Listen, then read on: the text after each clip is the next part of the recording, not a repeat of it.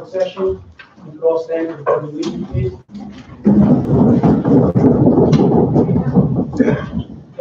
To the flag of the United States of America, and to the republic for which it stands, one nation, under God, indivisible, with liberty and justice for all. Please have a moment of silence for our men and women fighting overseas and those here protecting us all.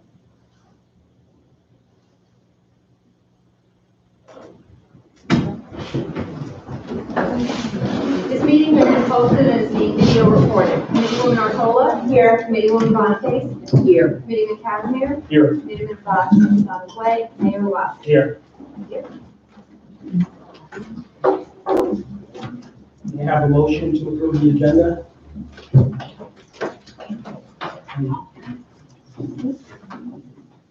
If there's no changes, I'll make that motion to move it as it is. A second. I'll second. All in favor?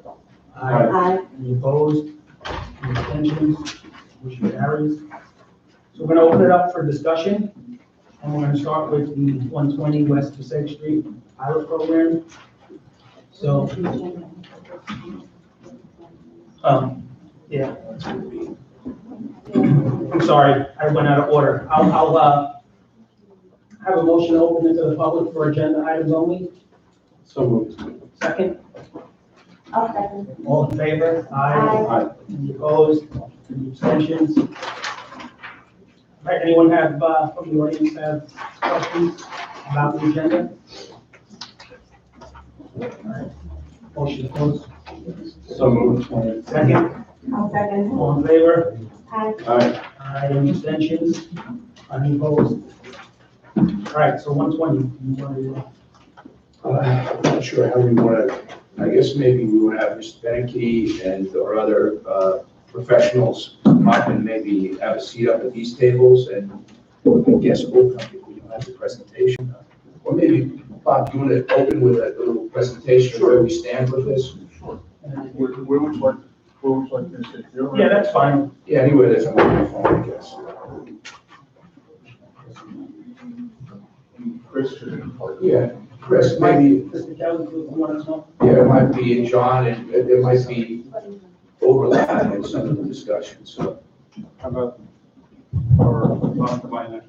That's right. Yes. Yeah, right, John and, Oh, oh, Monica's here.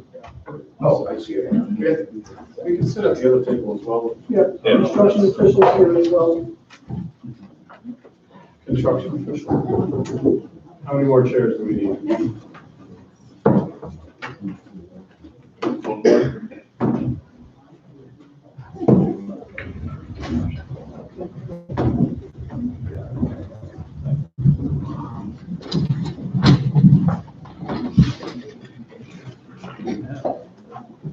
Whoever's last up.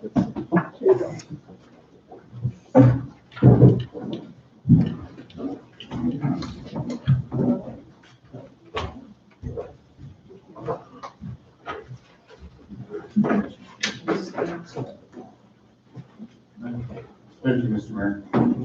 My name is Bob Benke, Benke Economics, Riverdale, New Jersey. We were here last month in January, about a month ago, and since that time, we have received additional information from the applicant for the 120 Safe Street redevelopment project and their application for a roof tax program. That application is made pursuant to long-term tax exemption law, which is codified by Title 4820. The application initially came in approximately a year ago, in early April of 2019. On November 7, 2019, we were given the task around the economic impact and what we think would be a reasonable pilot for the particular project. The project has three discrete components: a storage facility, residences, and a small retail component.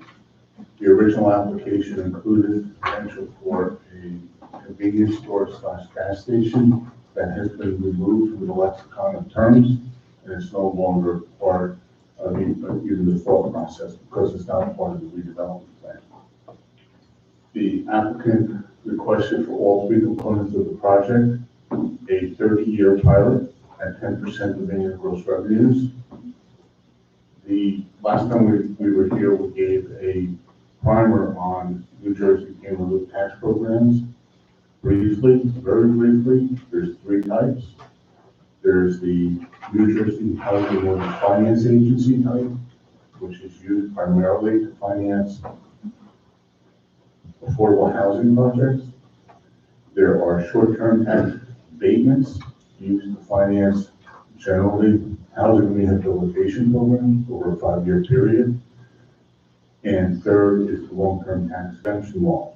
That's what we're talking about tonight, and that's what we've written and spoken about with the town for the last 3 months. The long-term tax exemption law has two basic prongs. The first prong is annual gross revenue based, and the second prong is 2% of total project costs as before. Here we're talking about an annual gross revenue base pilot. The test under the pilot is that you must have not greater than 12% of annual operating profits. Very simply, that means that you can't make an investment or return on your investment greater than 12%.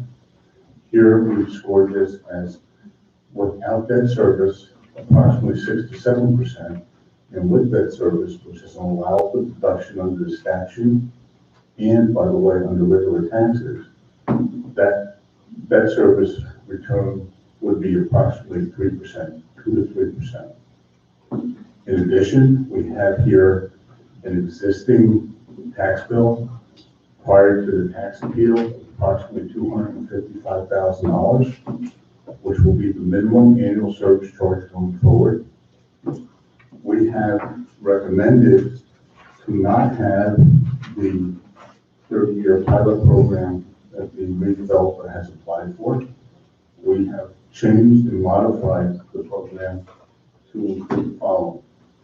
Year 1 through 10, which of the pilot program would be 10% of the gross revenues.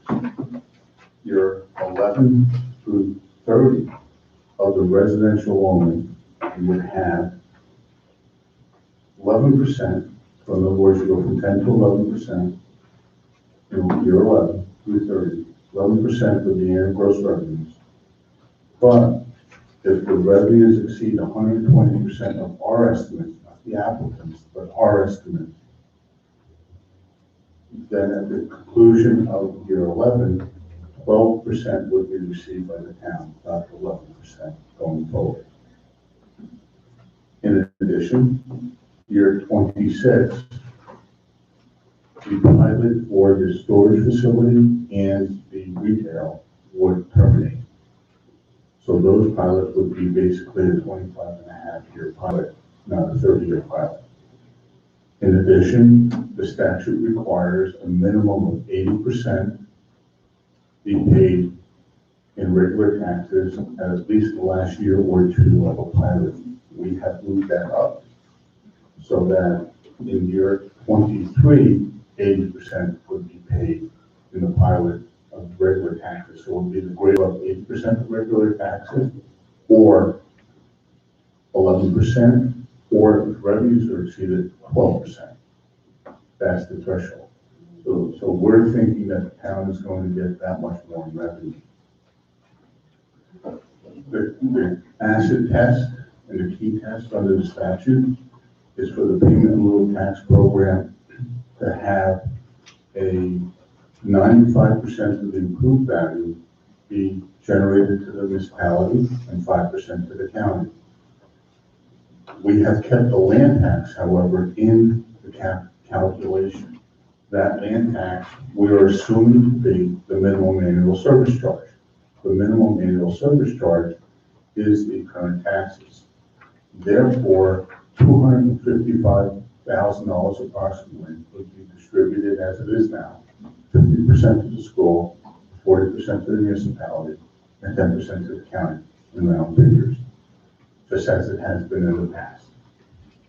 In addition, If the entire project doesn't start within 6 years, then the minimum annual service charge would increase by 150%.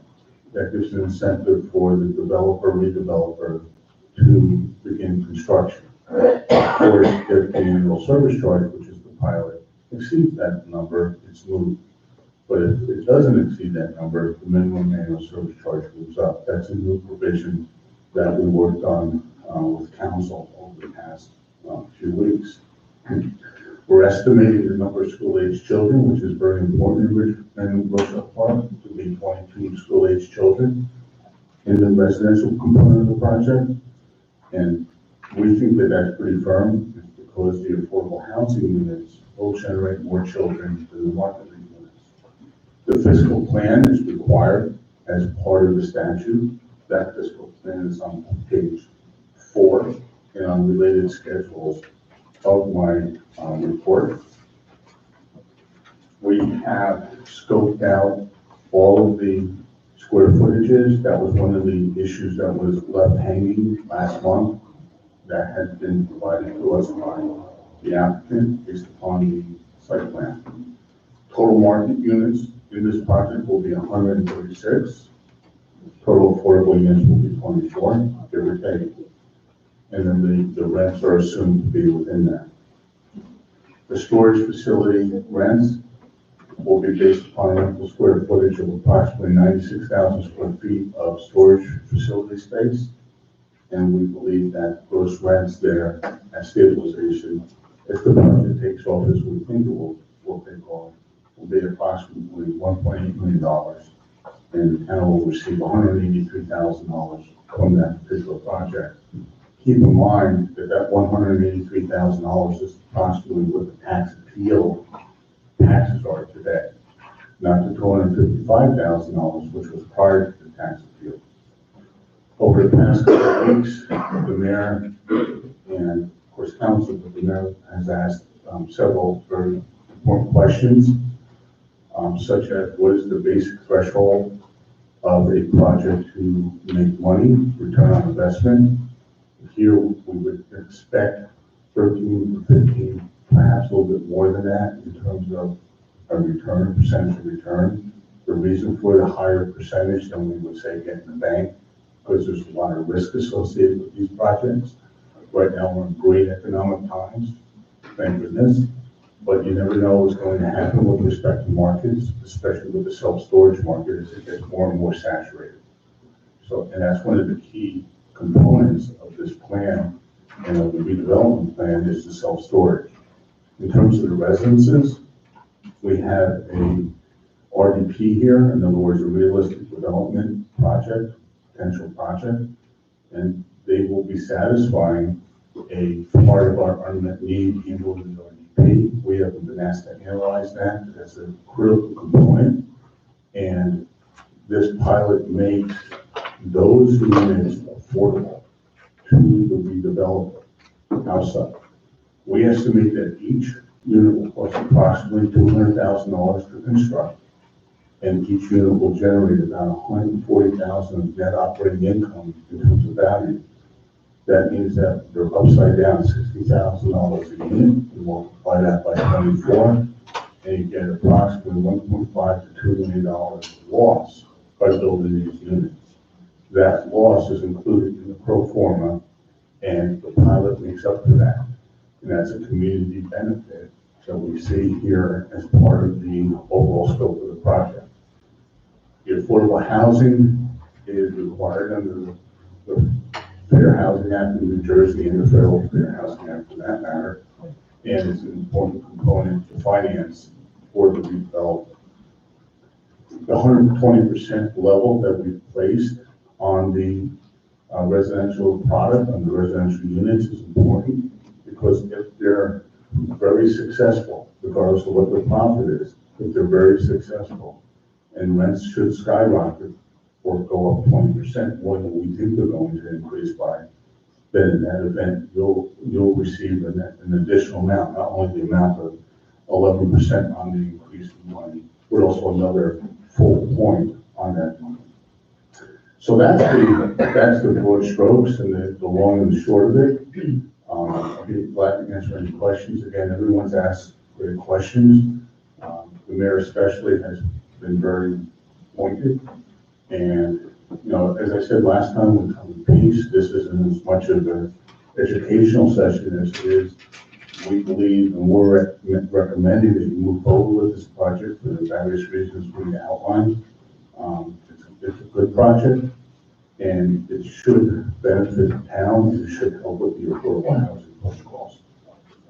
Thank you. Yeah, I just want to make one comment, something that Mr. Benke didn't touch on, but just before this meeting, we had a lengthy meeting with representatives of the Board of Education, I think two board members, the business administrator, superintendent, and attorney for the board, answered all of their questions, and I would describe it as a positive meeting, and we've come to a good understanding of where we go forward with regard to the Board of Education and addressing any impact of this project on their facilities, their enrollment, and so forth. And they seem satisfied that that's going to be the subject of a subsequent agreement with them. That wouldn't ordinarily be incorporated into this agreement with the redeveloper, but would be the subject of a separate agreement. So I think everyone who was there would agree that that was a productive meeting, and they seem satisfied. I don't know whether anyone's here from the board, but they may have left already. But there were a lot of questions at the last meeting about the impact on the board, enrollment, some disagreements, which I think we resolved all of them based on that. I think the disagreement always comes from the perspective that the money from the pilot is controlled by the municipality for a lot of different reasons, including statutory reasons. At the same time, you have facilities programs and facility needs where school-age children, if they are generated, and they may not be generated to the point, could be more, could be less, we have to wait and see. That said, if the school board is under a state mandate and the school-age children force a state mandate issue, we want to try to address that. At the same time, we have a state mandate issue where we have an affordable housing protocol and a fair housing act requirement that we're trying to meet. And we have our own stressors. More police officers, we have interest arbitration with police and fire. We have various stressors that we have to deal with. And we had a good exchange, I think. I think that's a good way of putting it. And again, not the belabor point, but all the council, legal counsel, and the mayor have had these poignant questions over and over. Of course, the committee members as well. The committee member was there and asked good questions, and it's not meant to be adversarial. We're all in this together. The adversarial nature of it comes into play where it's us to decide as a municipality what is in the best interest in terms of land use patterns and in terms of affordable housing. But certainly the Board of Education needs to be consulted at the same time.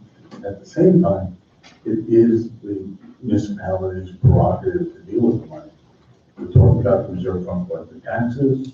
We talked about their requirements with respect to facilities, and I thought again it was a good exchange. I have a couple of questions. Can you just explain the minimum average service charge? Sure. The minimum annual service charge is a statutory requirement that the redeveloper or entity, as it's also commonly referred to, pays the amount of taxes that they paid in the preceding fiscal year. When we looked at the tax profile of the properties, we noticed that there was this tax appeal. The tax appeal reduced the tax load, if you will, the tax payment of the developer. We went back to the prior year, prior to the application. The application was a year ago, and we used that amount as the minimum annual service charge. $255. Correct, and that's the agreed amount in the agreement. In addition, the legal counsel has indicated that there's concern in the community and among the committee members that this project has to be built for various reasons, whatever that may be. And what can we do to help that along through financing? What we did is we made that minimum 150% of that tax, so it goes up to approximately $330,000 if they don't begin construction within 6 years, given that if, of course, the annual service charge, which is the pilot, exceeds the 325, then it goes away. It's just a minimum. And you also mentioned year 1 to 10 is 10% of the gross revenue. Right. And I know you said a ton of sheets over, but can you give us an idea of what the first 10 years would be estimated gross revenue on the residential side? Sure. On the residential side, we would be looking at somewhere in the neighborhood of $430,000 a year, assuming that the rents don't go up except to cover operating expenses, so that the rents go up very little. You would get $4 million, $4.3 million in the first 10 years. Okay. And that supersedes the 255, right? That, of course, yeah, yes, sir. What about year 11 to 30, with the 11%? The 11 to 30 would be approximately $475,000 a year for 10 years. And then the 80% would have to be tested against that. So for 10 years, you'd have $4.75 million. And then you test the 80% of regular taxes. And my thinking would be is that we'd have another bump up either between the 12% because the rents are so good, or the 80%, or that rents go up 15% and get even more. My guess is we're going to see $500,000 for the last 10 years. So that's another $5 million. In round figures, we've estimated somewhere in the neighborhood of $14 million over the 30-year period, a little bit more, maybe close to $15 million.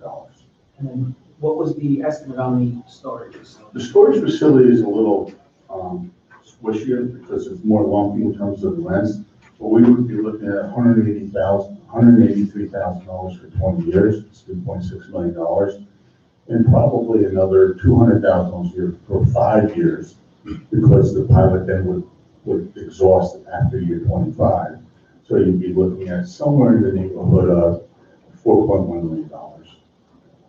But year 1 to 10, between the residential and the storage, you're looking at somewhere around 433 and 182. That's correct. Somewhere in the neighborhood of north of 600,000. We think it's going to be with the little piece of retail, somewhere in the neighborhood of $630,000 combined. And what's your opinion on how long it would take them, once built, to get to the capacity you generated 10% of the gross revenue? You're probably going to see the storage facility up and running towards the end of this year, beginning of next year. So you're going to see that cash flow come through. And there's no reason why they wouldn't start to build the rest right away, the remainder of the project. It's a little bit different construction, but typically you would move your crews directly into the adjacent properties. A little bit different construction style, but you still have your GCs, and you still have your contracting and foundation guys out there, so to say. And you would probably move right into it. So I would think in 4 years, you would see the apartments and the storage facility done. The retail is always a wild card. There's no real market for retail. We discussed that last time. We don't keep that horse. But I think that it's going to take probably 4 or 5 years for us to see the full effect. That said, it could take a lot less time because this is a nice location. The storage facility does give you the revenue bump, and the housing units are going to be very well done. And you know what? It's not too far from 17. I don't have to go through how great Bushell Park is to everybody, but it's in a great location, and these things are going to rent as long as the market stays strong. Everyone thinks it's going to stay strong, depending upon what happens with the presidential election, will be for the next 3 years. So one of the things, we've been working on the budget the last couple of weeks, and we get killed with tax appeals, and it's very difficult to budget for it.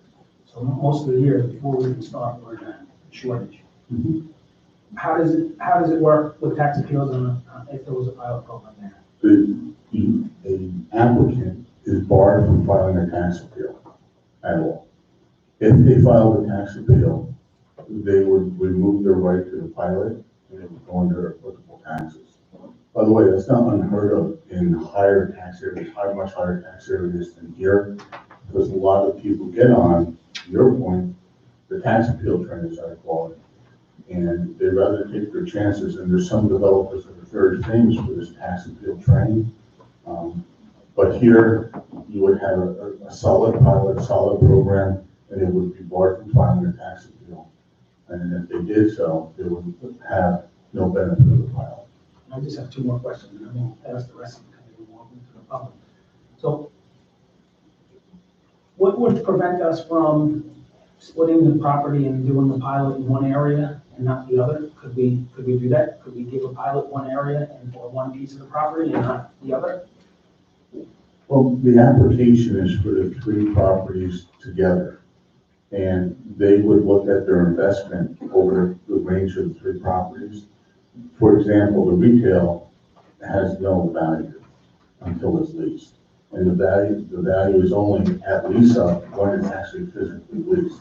I don't know if they have a lease in hand, but if you don't have a lease in hand, it's difficult to finance. All right, well, that is that part. What about the storage facility? We talked about it being up and running. The storage facility- They could certainly Storage, see revenue there. the storage facility probably could be pieced off into regular taxes. Problem that you get into that is then you have to look at the tax appeal train and if it's actually within the wheelhouse of the portfolio of the redeveloper, they can pull the plug on it. And without going into closed session issues or speculation, what I've seen happen is they say, okay, well, we're going to pull the plug on it and we will indeed turn it into an application for more residential units and comply with more code. But it wouldn't be out of the realm, right, for them? Well, anything's possible. Except for retail, that's difficult.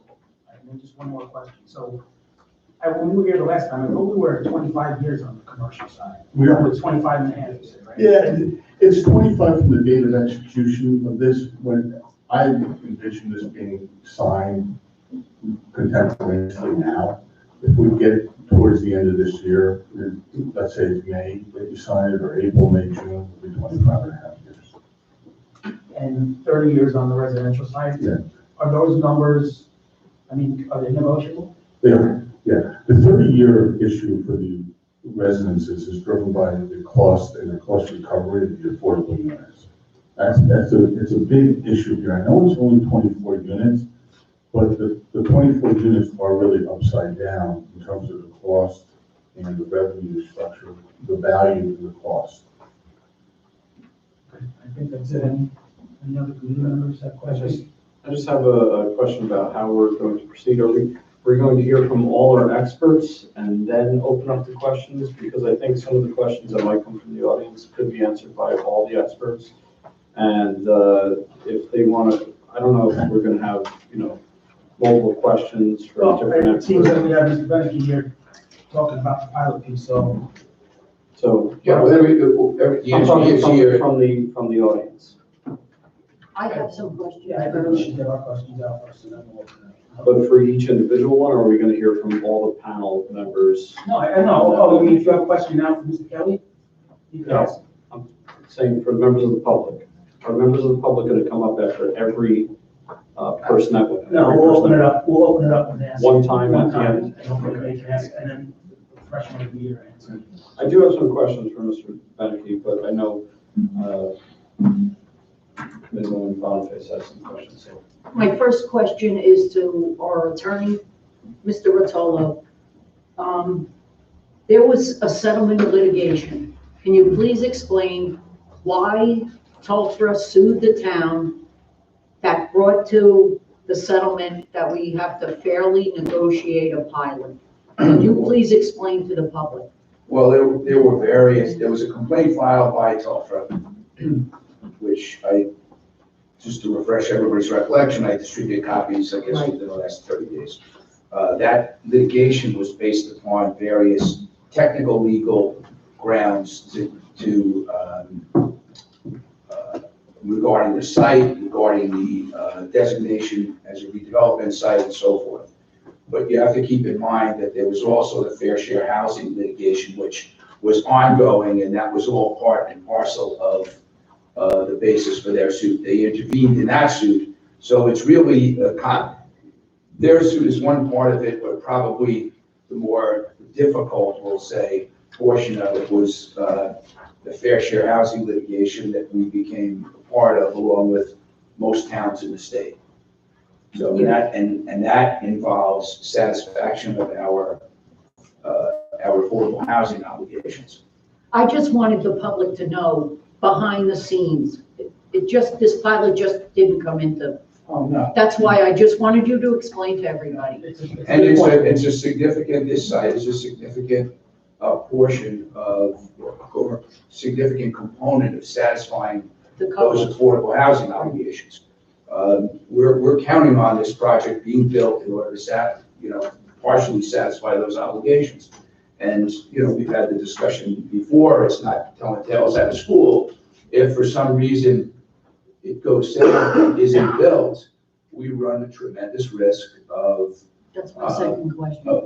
of a different type of development coming in, more units, and a larger percentage of affordable housing units. I mean, that's the reality of it. We're not the only town that's dealing with this exact issue. It's going on all over the state, and that's why part and parcel of the settlement of the litigation and Tolver's willingness to not object to our fair share housing settlement is that if it isn't built, we just run a much bigger risk. And if you want to talk about impact on the schools, look at that type of project that's maybe 200 units and a very large percentage being affordable units, and that's where your school children come from. So I hope I was clear about the answer, because there's a lot of issues involved. It probably will take a long time to describe all the issues that form the basis of the suit.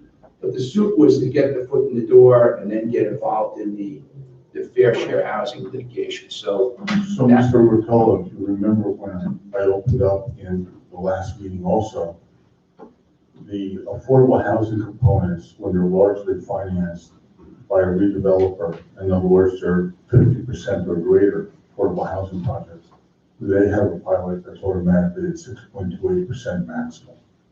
Because the New Jersey Housing Mortgage Finance Agency requires the municipality to provide for that. The Fair Housing Act does not discern itself with the impact on local services. We do, and there's reasons for that, because there's certain urban aid cities that aren't part of the affordable housing protocols that we are under, because they have other stressors. Here, we would have a project that you just described with a 6.28% maximum pilot for those units. So that's why we test everything against the return on investment. So in other words, if in further answer to your question, if for some reason this project is not built because the pilot isn't agreed upon with the developer, and as a result, they can't build a financially viable project, we then run the risk of having what I just described, more units, more affordable units, and the pilot on top of that, because by operational law, you're gonna have a pilot forced down your throat. So it may not be what everybody wants to see, but it's what we have to deal with in this environment, and there are long-term benefits to the town as well. It's not all one-sided, but. The other thing, that's what I was going to ask Mr. Bernanke. Have you seen pilot agreements denied, and then what in turn comes into that? The developer will then sell it, or what have you seen happen? I've seen one in the past 2 years denied. Typically, if a pilot is denied, it's denied early on, not at these stages, because of the investment on both sides. But one did get to a final stage that I've seen recently, last November, 3 months ago, that was denied. And the developer, it was actually 2 or 3 projects within the same city. The developer turned around and made application for affordable housing relief, 104 units, immediately.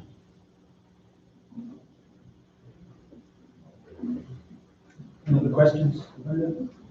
No, I just want that explained to the public so they can see what went on behind and what we face if pilot agreement. It's a big risk. And just not to get bogged down with too many details, we have a judgment of repose, so Right. we're protected for a period of time. When that period expires, we're open to further action by the developer if we haven't resolved this. So, and we could face just what Mr. Benke just described. Sure. Thank you. So you mentioned 22 school-age children.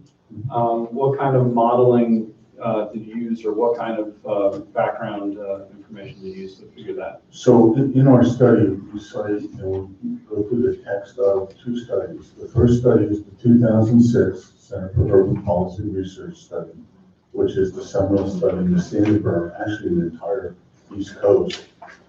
That study became stale dated. It was dated in 2006.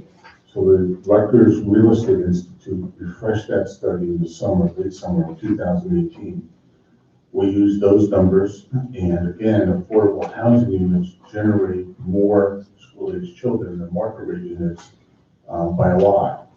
One of the reasons for that is that in your complement of 24 affordable housing units, 20% or approximately 5 units, 4 to 5 units, has to be 3-bedroom units.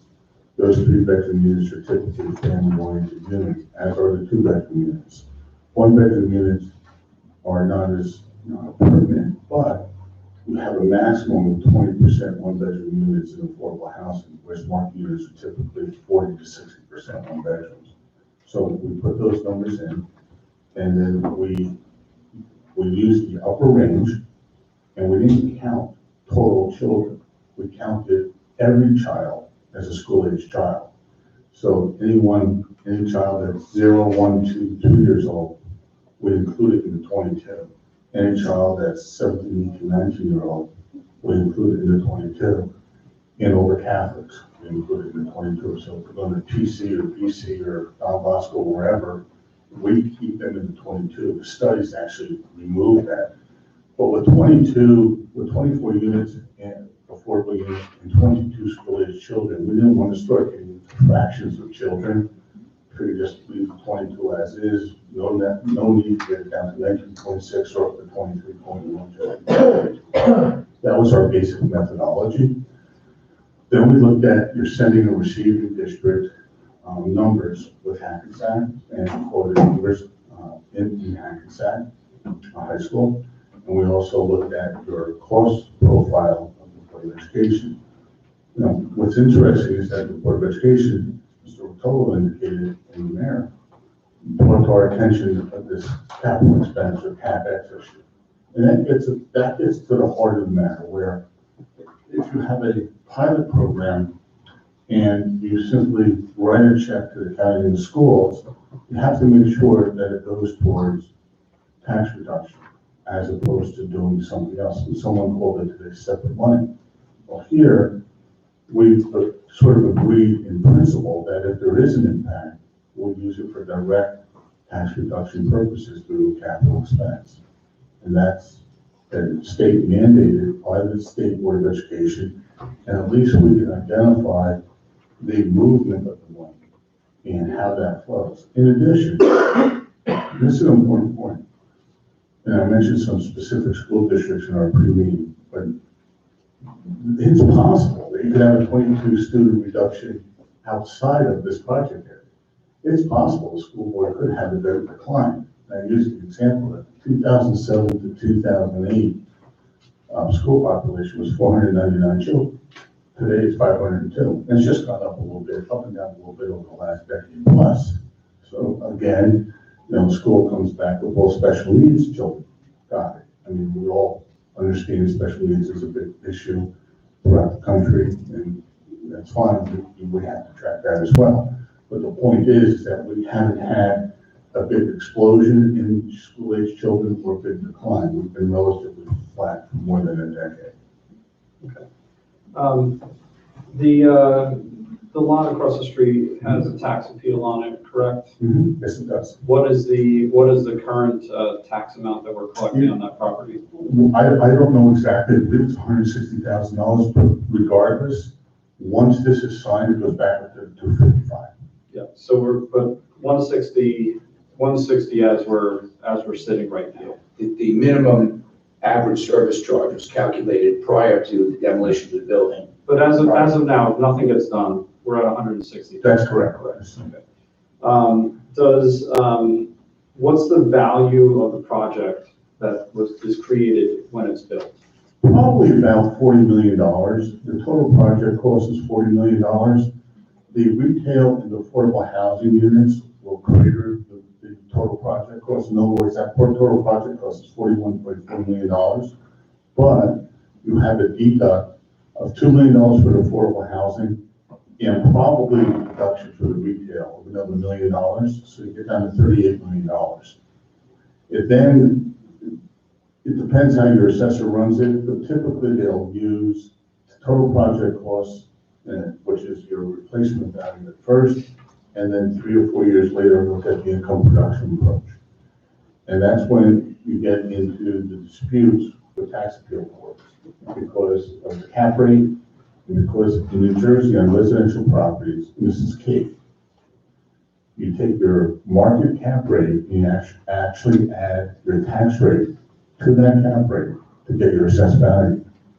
And that's a tricky piece. So the cap rate might be on average of all apartment uses 6 or 7 or 8%, but you add another 2 or 2.5% for your tax rate on residential units. So you start with that tax appeal train, as I call it, and it gets a little bit tricky. Now there's one major redeveloper, and obviously not in North Park, that uses that gimmick to strong arm municipalities. And, it's a gimmick. But to answer your question directly, I would look at final value at about $38 million. Okay, and when that is built, what are the taxes at the end of the pilot program that we're looking at annually from that? Somewhere around $1.1 to $1.5 million. That's annual. Yeah, as you burn off the pilot. Okay. In your opinion and your calculations, does this project get built without the pilot? The residences can't be built without the pilot. The storage unit, to the degree it's causally connected with the residences, is a problem, but it probably could be built. The problem that I would have, and I don't want to get into speculation or closed session issues, is that if you don't give them a pilot on it, they could pull it back and make application for expanded residences. And that would be a big concern of mine. I don't want to be an alarmist. I'm typically not an alarmist. You guys probably don't know me that well. I'm not an alarmist. It sort of is what it is. But at the same time, this affordable housing edict has really rocked municipalities throughout the state. And I'm not saying that affordable housing is a bad thing. I come from the point of view that it's actually a good thing. It's needed, obviously. But at the same time, I see folks like you all the time in your seats, and it's a difficult decision to be made, and balancing that is very difficult. If they pull back the retail or the commercial component of this project, and they go for a more residential to satisfy affordable housing need, we're looking at more children coming in from those. Oh, absolutely. Those percentage breakouts, correct? Absolutely. And the thing that I would be, and I won't say concerned, because again, I'm an advocate for affordable housing, but the thing that I would be concerned at as a municipality is that you could get a more concentrated affordable housing project with the 6.28% pilot. And there's almost nothing you can do about it. You can obfuscate, use, and kick the town can down the road until the court makes a decision for you, like the Englewood Cliffs. But no one wants to get to that point ever. Thank you. The fact that there's a parking easement for 255 spaces, is that cost factored into to your study? It is, it's factored into the development budget, and it's factored into the cost of the parking and the asphalt. How much was included for that? I'd have to look at the detail, but I will tell you that we have it scoped out. Where, if you look at page 6, we did an entire development budget, which we typically do for all of our applications. And we have your land acquisition costs, your construction costs, and your professional fees all the way down. What we exclude is your developers overhead, which is your developers GC profit. So you can get to the point of Mr. Tansmer's question, is what the value is of the project. So we have a site work for the residential at 2.1 million, the storage at 2 million, and $250,000. That's 4.36 million for site work. In addition, what we did is we took GC and general conditions, GC meaning general contractor, and general conditions and overhead at another $4 million. That easement, those parking numbers are assumed in that $8.2 million. And that's about right. Their application, we did this blind, but the application by the applicant was a little bit lower than that. We think that these numbers are pretty correct, or are correct, for this winter and spring's construction cycle at non-prevailing wages. Mark, can I just interrupt one quick second? Because we have our redevelopment council here. He has another obligation. He's got to leave here. Hard deadline, 7 o'clock. So if anybody has any questions for him, with Mr. Dictus, now I'll probably get them out now because he's going to have to leave. So I understand it's more Mr. Bedeke's show, but if Chris does have to leave, so.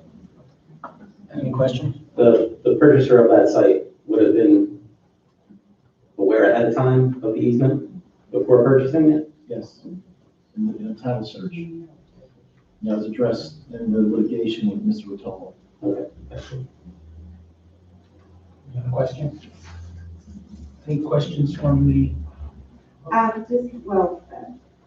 For the estimation of the 22 school children, are those estimates in other municipalities, are they, when it comes to fruition, are they right on, or are they? Yeah, they're right on. That's why the real estate institute, on a market basis for projects with 100 to 300 units that are not high rise. In other words, not Hoboken units in the Edgewater. You can anticipate 3 to 5% of units will have children, of which we count them all as school-age children. So if you have 200 units, you typically will have 6 to 10 school-age children. There is one outlier project in Essex County that no one has ever figured out why out of about 200 some odd units, there's 70 kids. Nobody's ever figured out how. But except for that, you can generally consider 3 to 5, maybe 6%. On your affordable units, it's a totally different story. It depends on the bedroom mix, it depends on your location, it depends upon the quality of the school district, it depends upon how the Catholics interact in the municipality, Catholic high schools predominantly, and things of that nature. So it's all over the place. But the bottom line is that affordable units will generate more school-age children. Okay. So any questions from the public for our redevelopment attorney? For the redevelopment attorney? Please come up, just state your name and address, please.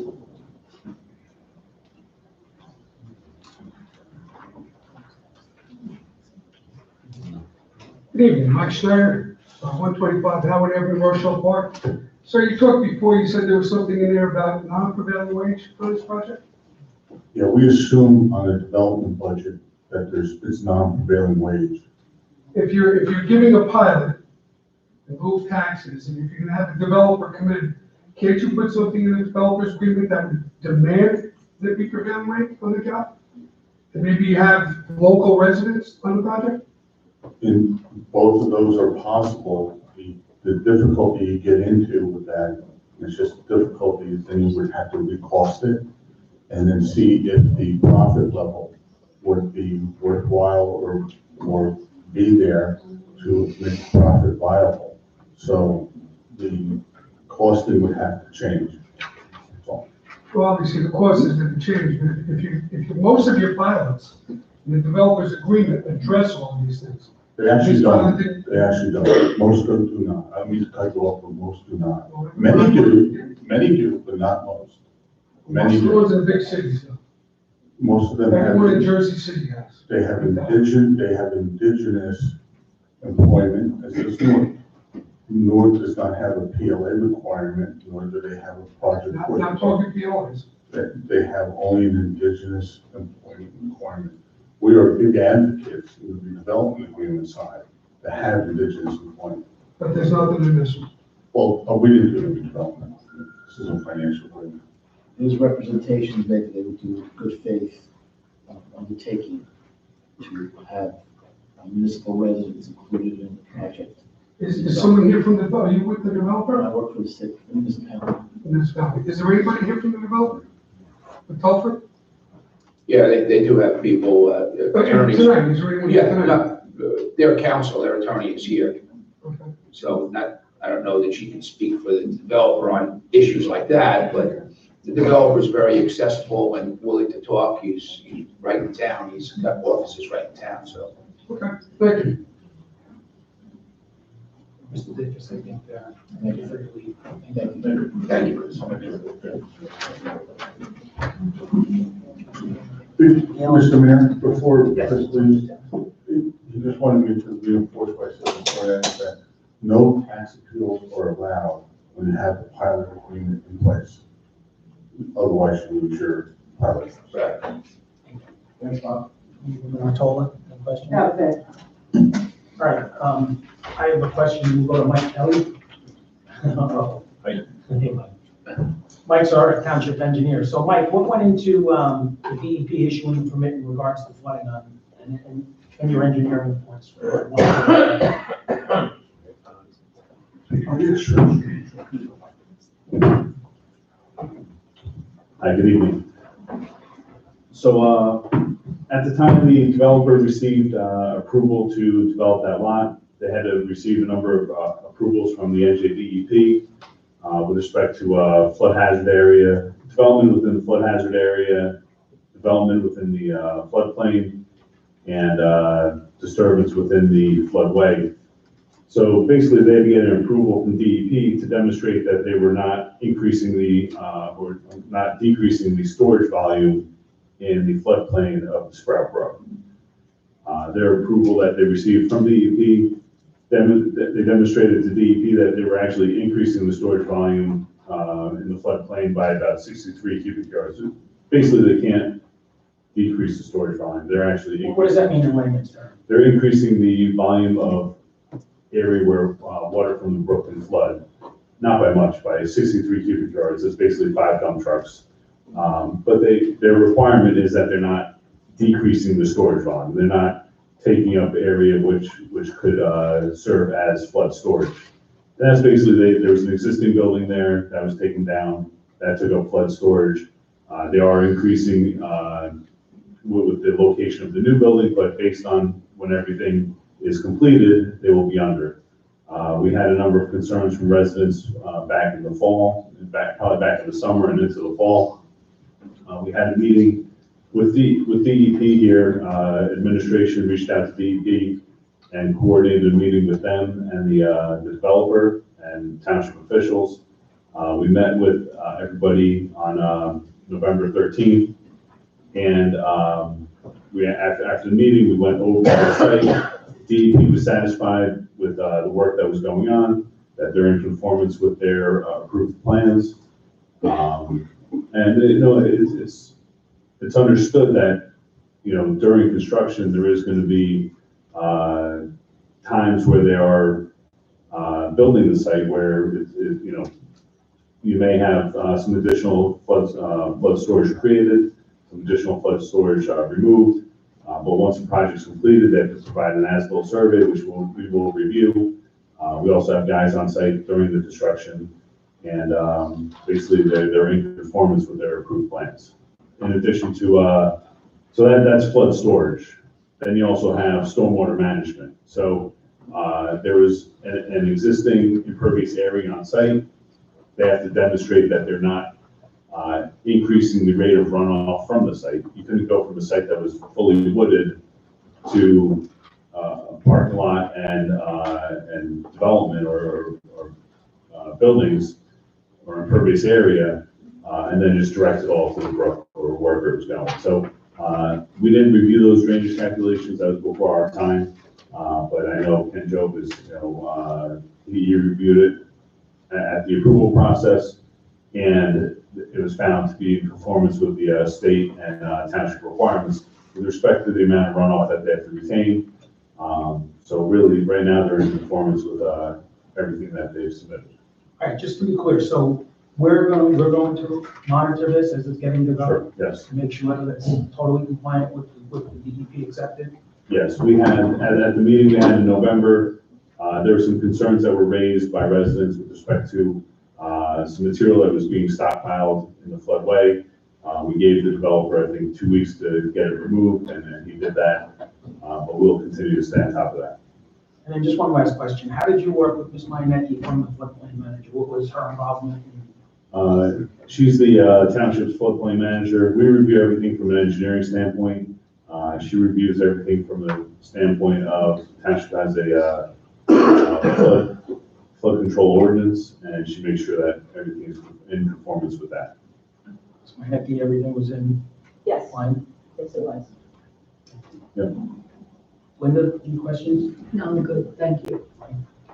Yes, just a couple. So, the percentage of lot coverage that was impervious covered in that lot, as it was prior, built prior, what was the coverage prior? I would have to review the plans. Offhand, I don't know. Is that actually, maybe I'll help with the planner, because I think the planner has some history on that. As built, what is the coverage going to be?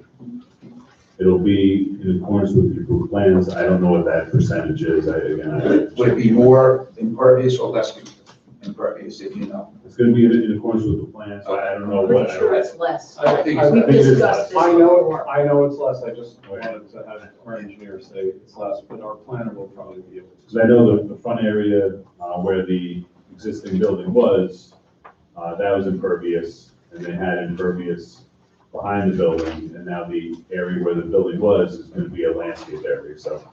So just in general terms, if you have less impervious coverage on a lot, does that mean better things for the flood management or? Yes. Yes. Is Thanks. that Mr. Kevin? That's it. Did we have an inspection on the sewage capacity down there recently? It's still ongoing. We had the line in Verdun videoed. It was videoed by Northwest Bergen. We're waiting on that report, which we should have back.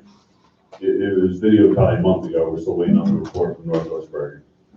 So after that, we'll have a report to the township with respect to what the sanitary sewer capacity is, or if there should be any improvements, and that'll be handled as part of the negotiating for the affordable housing settlement. Was that all the way to the pump house? Yeah, yes. It wasn't just for Hampshire, it was all over. All the way. Anything else? No, thank you. Yeah. All right, we'll come back. John? Yes. anything to add, or I don't have any specific questions, like Mr. Kazmi. Yeah, Sure. Mr. Kelly? No problem. I'm not going anywhere. I'm just getting my. Percentage coverage as it was built prior. Sure, so the redevelopment plan that was adopted that governs the land use for the site calls for a maximum impervious coverage of 45%.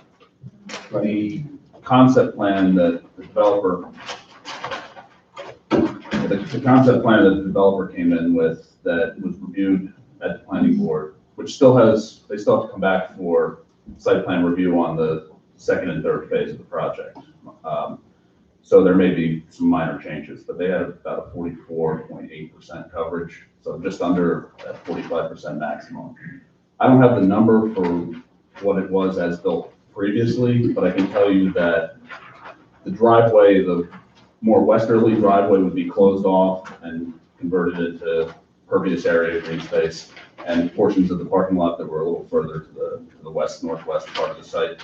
So without knowing the exact number, I can tell you that the concept would reduce the impervious coverage on site based on the redevelopment plan standards and what was presented to the planning board. All right, based upon the discussion of our financial team here, do you agree with the percentage of, or the amount of children that might be coming out of a development like this? If I were to run the numbers with the same, if I were to run the numbers, I'd use the same source that Mr. Bennett cited. So I agree with his math. I think that that's a good estimate for what the township can expect, you know, plus or minus, but I think those numbers really are reliable. Those are, I'm sorry, those are the studies that are routinely accepted throughout the state, correct? Yes, absolutely. And the historic, I think, Mr. Beck, you said earlier, and maybe in our prior meeting, not only do the studies calculate the anticipated number of students to come out of any particular development, but history has borne that out, and it's actually, that's what happens. It's not just theoretical, it's actual. Right, and the study that has long been the standard goes back to 2006. It was updated, and you know the more recent numbers were released in 2018. Similar numbers, not identical, but fairly close. And you know, over time, that those numbers have been the standard because they've been observed. How many redevelopment projects have you worked on across the state? I don't know, probably about 15. Want to ask me that question? No, 200. Do you think that the concept or the proposed is something that's appropriate for the lot size and this community? Generally, I think that the redevelopment, the residential density is appropriate and is consistent with what you would see in Bergen County and elsewhere in North Jersey. It's a lot on the site with all three components, with the self-storage building as part of that, but you know, that's part of our settlement, the township settlement with the developer. So, you know, in a vacuum, starting from scratch, I wouldn't necessarily look to put all of those components. I think the residential density is appropriate. Any questions for? Mark? Based on the design for the residential building, that would be a semi-sprinkler building? I believe it does. I would defer to the construction official, but Yeah, we're gonna come back to him. that's more his area of expertise, but I believe so. And the fact that it's being built in the floodplain, the parking for residents there, does there have to be any sort of plan in place for if there is any flood action where they are going to have to move to? Well, from an operational standpoint, there should be. Individual residents would presumably hold some responsibility for what they would do. The parking will be in the floodplain, as you say. The residences themselves elevated up out of the flood area.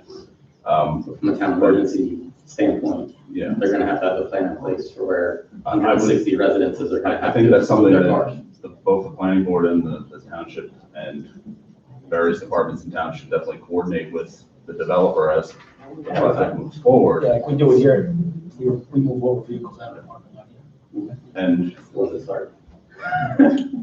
but obviously, we would hope to have enough warning of any kind of storm event so that there's an orderly system in place. But I think that's something that at each step of the way, both with the planning board and then various departments in town, that discussion should be had. And the proximity of that property to the Sprout Brook, it's not going to be allowed to be designed so that anything is any, rain flows directed into the Sprout Brook, it's gonna have to be directed into the stormwater system, right? I would defer to either Mr. Kelly or Ms. Mayanecki, that have more technical expertise on that than I do. You want to answer that? Yeah, I can. You had some areas of the parking lot that were directed directly into the Sprout Brook. Those are going to remain going directly into the Sprout Brook. The other areas are going to go into drainage systems on site, which then are directed to the Sprout Brook as they were before. So the existing that's directed towards Sprout Brook is gonna be allowed to remain. Yes, yep. They're not permitted to increase the amount of runoff to the brook, but the existing can remain, yes. Can I ask a follow-up for that one? Sure. So when you say that there's a storage portion of this, and then the overflow of the calculated amount that they need, if there's an overflow, that's going into the brook. No, there's flow that already goes to the Sprout Brook. Right. That amount cannot be increased. But you said there are certain other portions of the site that it will be kept on site. It's all directed into the drainage system, which goes to Sprout Brook. So there's no detention basin on site. There's no area where it's retained on site.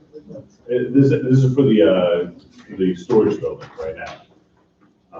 I can't speak to what's being proposed with respect to residential development or retail. Those plans, I've not seen those plans yet, but those are going to go to the planning board for review, and that would be reviewed at that time. Throughout the entire site, or it's the only stormwater management system that exists right now is for the storage facility. That's correct. That's what's being constructed now, correct? Right.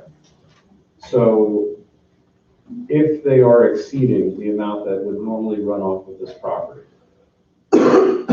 what do they have to employ? They would have to install on-site drainage retention on-site. And that will come with the discussion of the next elements of this plan. If they would have an exceedance of runoff from the site, yes. If they're under, let's say if the impervious area was 80% before, and they're going to be at 75%, then they're not going to have to put in any on-site retention. But if it was 80% before, and now they're going to get up to 82 or 84, they're going to have to account for it on-site somehow. Mark, any other questions for Mr. Barry? No. Get any questions for Mr. Barry? How about our code official? Do you have anything to add based on your knowledge of the project? I feel everything's covered appropriately. For the November 13th meeting, we all sat down and made sure that all necessary prior approvals were met prior to issuing a partial release on the permits, which is our key responsibility to make sure that nothing gets built without those prior approvals. And all the professionals agreed that they were able to proceed with putting in foundations, and that's where they're at right now. In regards to Mark's question with the sprinkler, I know it's preliminary because yes, any residential dwelling unit more than 3 units does require to be sprinkled in the state of New Jersey. Sure. And it's allowed to build in a flood zone as long as the residences are elevated above water level. Is that correct? That's a question for the floodplain manager, but yes, that is correct. Okay. And you're allowed to park cars in a flooding area? Yes. Any other questions for the code official? Any questions for Ms. Mayanecki? I think, and from what you know of this project, have you reviewed the plans as they are?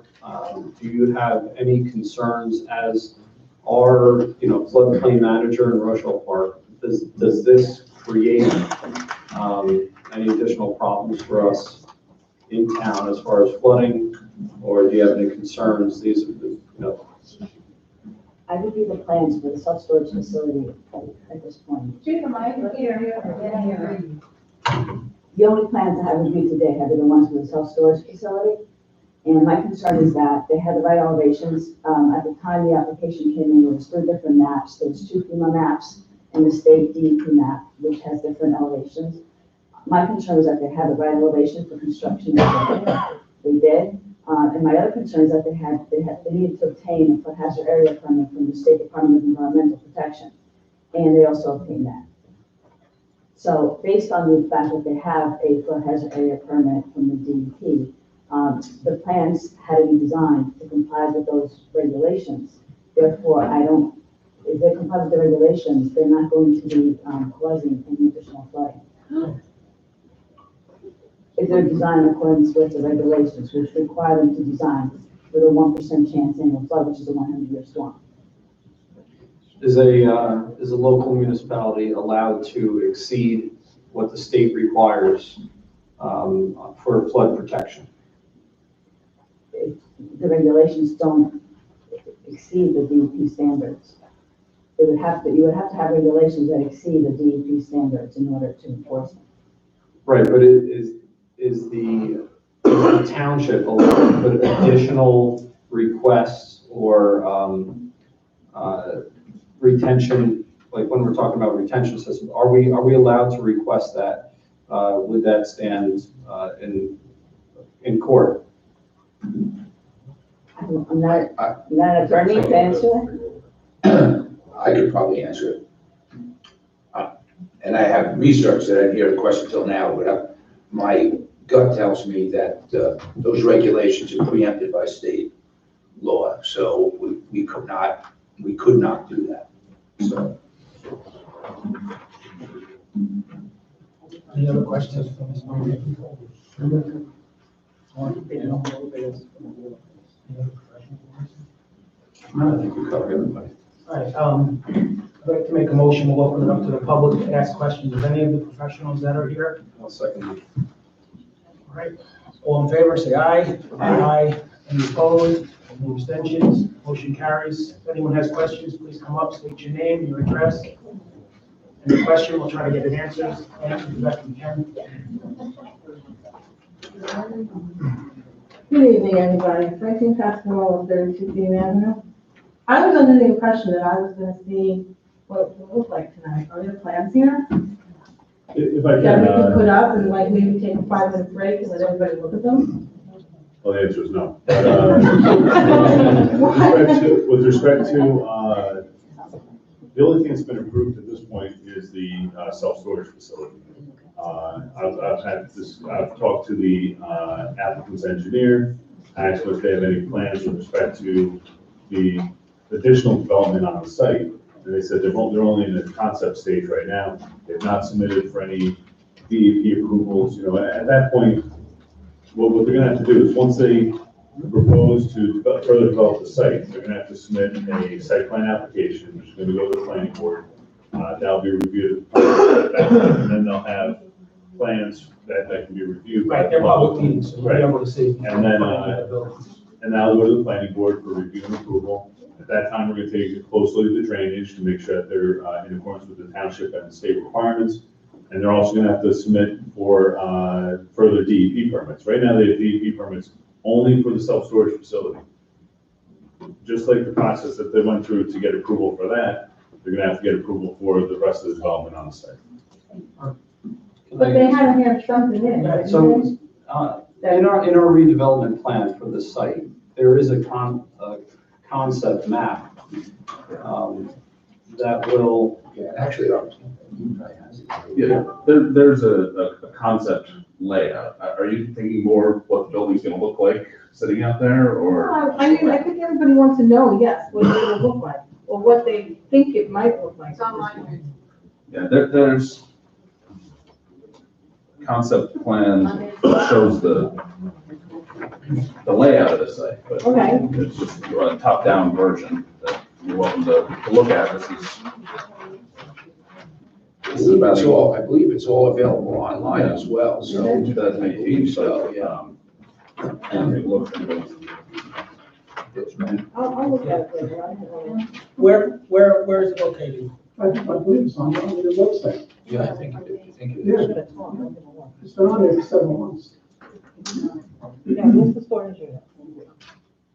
And that's all you Does have. anyone else wish to come So up? you don't know See the map? what the apartments might be or where they might be? This would be where. Because you said like 3 lots. Where's the 3 lots? Well, it's just 3 sections, the storage facility, the retail pad, and then the residential. Okay. On the western. And then the fourth one is an open How many space. apartments did they say about? 160. So there's 4 lots as of now. Right, there's. So there's the retail site, storage, residential, and then there's an open space component, which covers the pond and the area along Sprout Brook. Okay. I mean, it looks like it might be pretty, so, yeah, that counts. I don't know, just my concern is just the flooding. It's a concern. We don't want the people who are living over there. No, and listen, Flooded in we 100% 100% agree, and that's why we brought all the professionals here and try to explain it to us, how we got the DEP permits and what the follow-up's gonna be. Mr. Kelly assured us that they're gonna be on site to make sure that it's maintained up to the standards that the DEP allowed. And there has to be a certain amount of low income. Do people realize that there's a difference between low income and section 8? There's a difference. And low income isn't as bad as people think it is. I have a friend who lives in low income in Fairlawn. Their garden apartments over there are beautiful. She's got 3 kids and she's a single parent. It took her 3 or 4 years to get in this. I think Mr. Beneke can, what are the thresholds for low and moderate income in Bergen County? Depends upon family size, but in general, there's a threshold of about $30,000, $40,000, $55,000 annual income. As family size grows, those numbers grow. As the average rent that we use is about $1,050 a month in this area, which is about $12,000 a year. Rule of thumb, you multiply that by 3, that's your average income of $36,000, but it can swing wide with the 3-bedroom units and with the number of members in the family. You're looking at $40,000 to $50,000 in a typical rate. Thank you.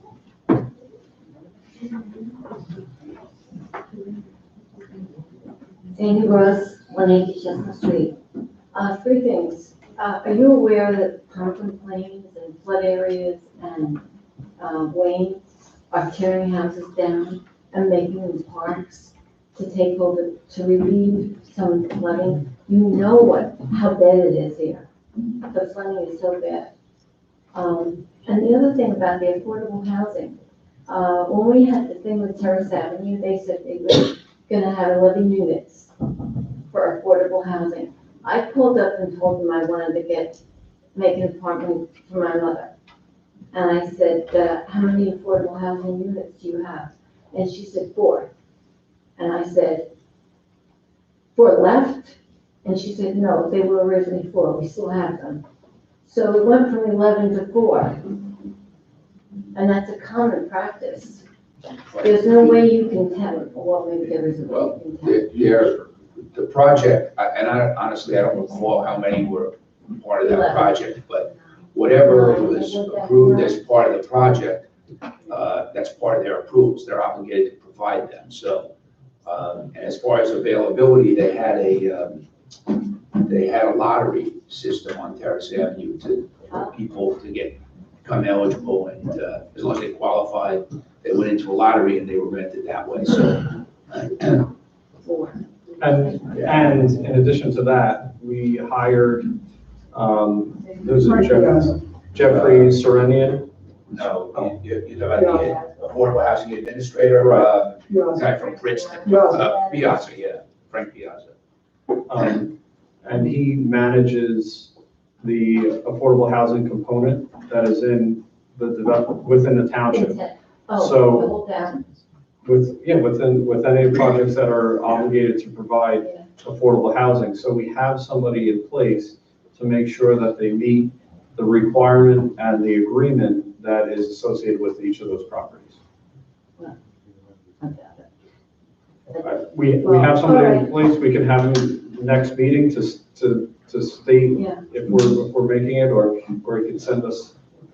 No, I'm talking about the overall township, affordable housing, are we meeting our obligations? And is he managing each of those projects? I don't know what's now, but I called a couple of years ago when they were building, when they were first opened. I asked how many were available, and she said 4. And she was the rental agent. She was the person. You could, he's very accessible as well. You can call or email him. Does he audit that building? Does he audit that building yearly to see who's in there? Yeah, he's got to file a public. And the other thing is, I drove along to Plaza Way the other day, and the level of stuff that they have on the property is still high. It's still higher than, you said one time that they were gonna scrape it away and make it lower than it wasn't previously. It's higher. If you look there, it's almost the dirt and everything that they left there from the buildings that they knocked down is level with Plaza Way. It's much higher than Passaic Street and much higher than Redan. I mean, our engineer will attest to the fact that right now it is in a construction state. Sure. So the final project will be of a potentially different elevation than is there currently. Right, and even though it's under construction, it doesn't mean that they can just go do whatever they want. They still have to be within certain restrictions as far as how much, fill they place in some areas, and we don't really care how much they cut. But it doesn't mean that they could bring in and, stockpile, 30,000 cubic yards of soil in the floodway or in the floodplain. There's certain, they have to be within acceptable standards, and DEP was out there and they've determined that they are within acceptable standards right now. And there are areas that are gonna be higher. There's an area that's gonna be a lot higher where the building is. It's a lot higher than what was there before. I'm But talking yeah. about the land though, I understand. what they built on top of it. So if the land is up here and they build it up here, sorry, it's gonna be much, Well, I understand. and what if we have spring rains and we have spring floods?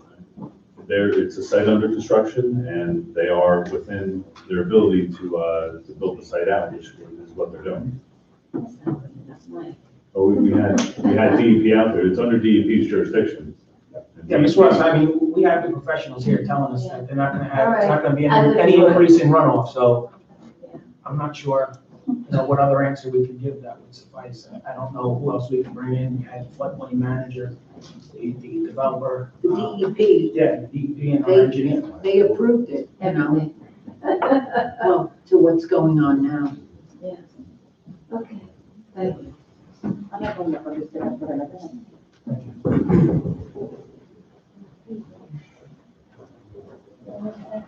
Good evening, my name is George LaFreshette, 15 Fairfield. I'm right in back of the construction site on both sides. I'd like to know how much higher are you going with your elevation to our property? First of all, I'm not the developer. I'm the town engineer. They are increasing the area, increasing the elevations where the proposed self-storage facility is. And it looks like the elevation increase is a maximum of about, from what was there originally, is about 2 to 3 feet. So that's going to be level with our house or our land. And you already have a lake in the back now every time it rains. There's no drainage, no nothing yet. Right, you say you're under construction. But what are they going to do? Are they going to put any drainage in there? Yes, there's a full site plan that's been provided. There's a lot of drainage that still has to be installed. I'm here almost 59 years, and we've had floods that were really ridiculous. 2 of them, Irene and Floyd. Sure. And that whole back floods out like you wouldn't believe. Yeah, it's in a floodplain. Well, when you finish everything, are we going to be out of the flood zone? No, this project's not gonna change the flood zone or flood areas in this area. This area is currently in a flood hazard area. And by the development of this project, it's not going to bring people out of the floodplain, that they're still, you're in the floodplain. How high is the building going to be, the surge? I don't know, the first floor elevation is elevation 45. It's a four-story, self-storage facility. It's already 4 stories high now. Not 4 feet, constructed that's yet. all. It's 4 feet, yet it's not 4 stories. No, 4 feet. Thank So you. make it clear, I'm not the developer. Yeah, no. Township engineer. Yes. Thank you. Thank you. Good evening. My name is Joe Lavelle. I lived in this town my wife and I lived in this town our whole lives. And on Hobart Court, I got flooded. When I was on Hahn Avenue, which isn't a flood area, I got flooded. Now, with this development and with the money that this company is saving with a pilot program, I could only hope they enhance the system so we don't get flooded. I received mail like 15 years ago saying that the town was going to dredge Spouse Brook. That was 15 years ago, nothing ever happened. So what I'm saying is nothing has ever been done to correct the situation. I know we're in a flood area, but I think we need to make enhancements to the situation. And I think these guys could help us out a little bit by making additional drainage, not get the drainage and put it into Sprouts Brook already.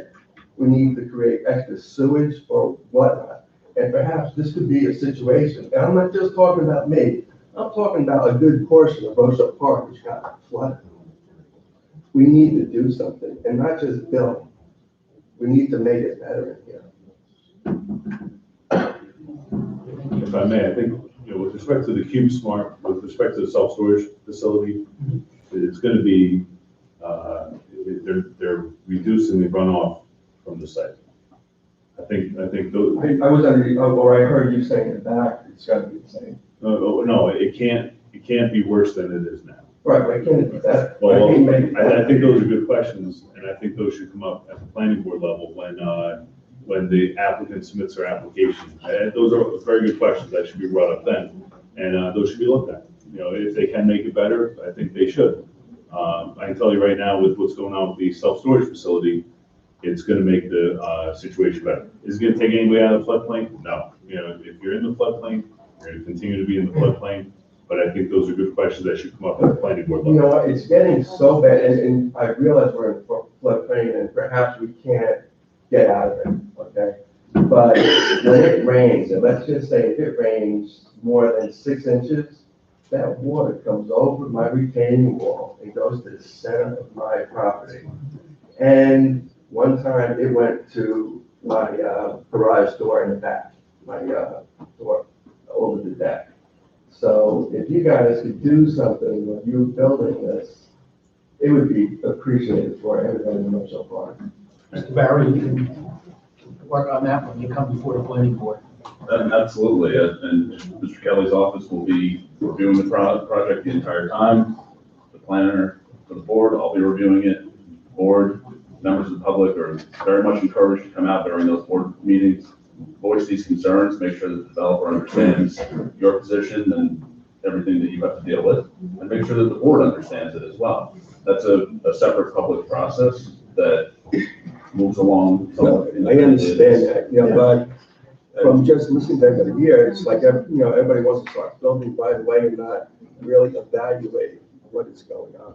Understood, sir, but we are all here tonight evaluating what is going on. We're all working together to make sure that the elected officials in town here have as much information as possible. And I So respect that's- that, I admire that Yeah. completely, and I know we're here to help them so far and not just build and make money. Absolutely. So, If I can reference to Sprout Brook, Mr. Kelly, we're out actually with the with the permits for the state right now, is that Yes. correct? That we've submitted for permits to dredge the brook. So we are actually planning on actually getting some work finally done out over there this year. Yeah, this correct? year. Yeah, the town has money budgeted, and Yes. once we get the permits, we'll be able to go out to bid and get some work done. And I don't want to, create a false sense of security, even if, when we do the work for Sprout Brook, if we have a major event, we will still see flooding in town. So it's one component that may make it a little bit better for maybe some of the smaller storms that we don't. And a lot of our flooding is related to surge or backup that's coming from the Saddle River and Passaic River and all those elements. And until we solve those elements, the water essentially will have no place to go. But 12 or 15 years ago, you said that we were, looking to do Sprout Brook. I know through a number of changes through DEP regulations, reapplying for permits and new things that we couldn't foresee as far as a municipality.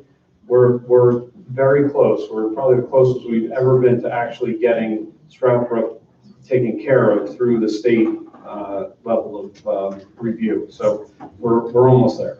Well, one fell hope with that and with additional drainage, perhaps we could all be a little bit safer, not worry about when it's, raining a lot. And if I can reference on a whole issue what you're just speaking about, the whole thing is that a 100-year flood is one thing. Unfortunately, we've seen those 300-year floods, and those are the ones there's just no control over that. There just really simply isn't. I know, but just building and building and building doesn't help the situation either, because the plaza is constantly building. There's what used to be grassland is now macadam, and now we're gonna have a little bit more. So we need a thought process on how to eliminate being flooded. Yeah, but again, that's unlike the professional here, but that 300-year flood, there's just really no control on that. But There simply isn't. a 300-year? Yeah. It's And we had more two of like them. 50. Those are the two we had. So, unfortunately. The state should require that property owners are required to keep the water that's coming off their property on site until it naturally percolates into the ground. If that was a DEP regulation and standard, I think that would be a win for all residents of New Jersey where they see flooding. Because now it's the responsibility of the person who is developing the property. But that's not what exists today, and it's not what we can force down an applicant's throat at this point. So until those regulations change, we have to keep within the DEP regulations and restrictions. And we're trying to do that. We have the team assembled here to make sure that the applicant applies, adheres to those restrictions and regulations. Well, I appreciate anything you guys can do. Thanks. Thanks.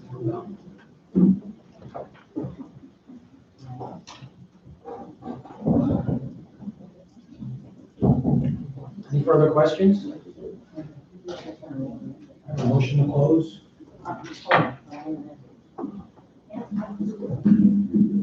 Once.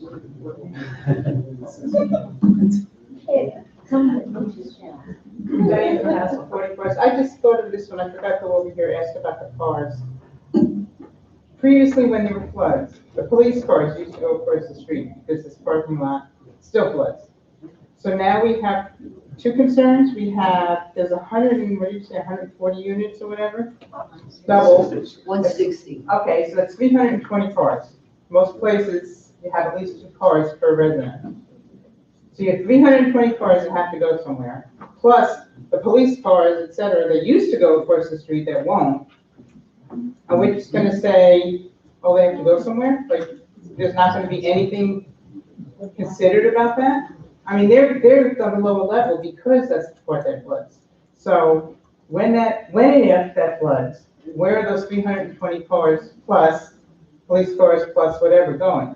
They can't go to the school. Well, first, John, would it be accurate, 2 cars per unit? Because this formula is in. Right, not necessarily in this case. There's maybe a number of one-bedroom units that may. Yeah, not but most of them are couples. But- I mean, It depends. But as far as where the cars are gonna go, there are, probably several thousand parking spaces that you can see from this property across the street. It may make sense for the owner, developer of the property to try and work out an arrangement for emergency times with the plaza. That's just one suggestion. And we have to talk about management, because if they have to get. I just think it's something that we, as a group, should kind of make sure they have this in place. Absolutely. Because first of all, the plaza, they park there. Some of their emergency vehicles go there. They're putting up a massive apartment, et cetera, complex. So they're gonna be using a lot of parking, and that's coming. So I mean, that has nothing to do with us, but that's coming. So they're gonna be using the whole one half of their parking lot for that. So we can't just assume, and if the plaza turns around and says, we have no desire to have your cars here, we're just gonna say, oh, well? I mean, like, there should be something written in that they have to. That would be an appropriate issue to bring up when the next go around before the boards, the planning board, so, That's a lot of cars. Even before that, whether you're at that meeting or not for the review, when the residential element comes up and you most likely will be here for that element and that review, can you ensure that the request of the residents and the township, that the applicant provide an emergency relocation plan for the vehicles that will be on site for the residential? Absolutely. I'll make sure that that's part of the report. I'll make sure that it's raised during the planning board hearing.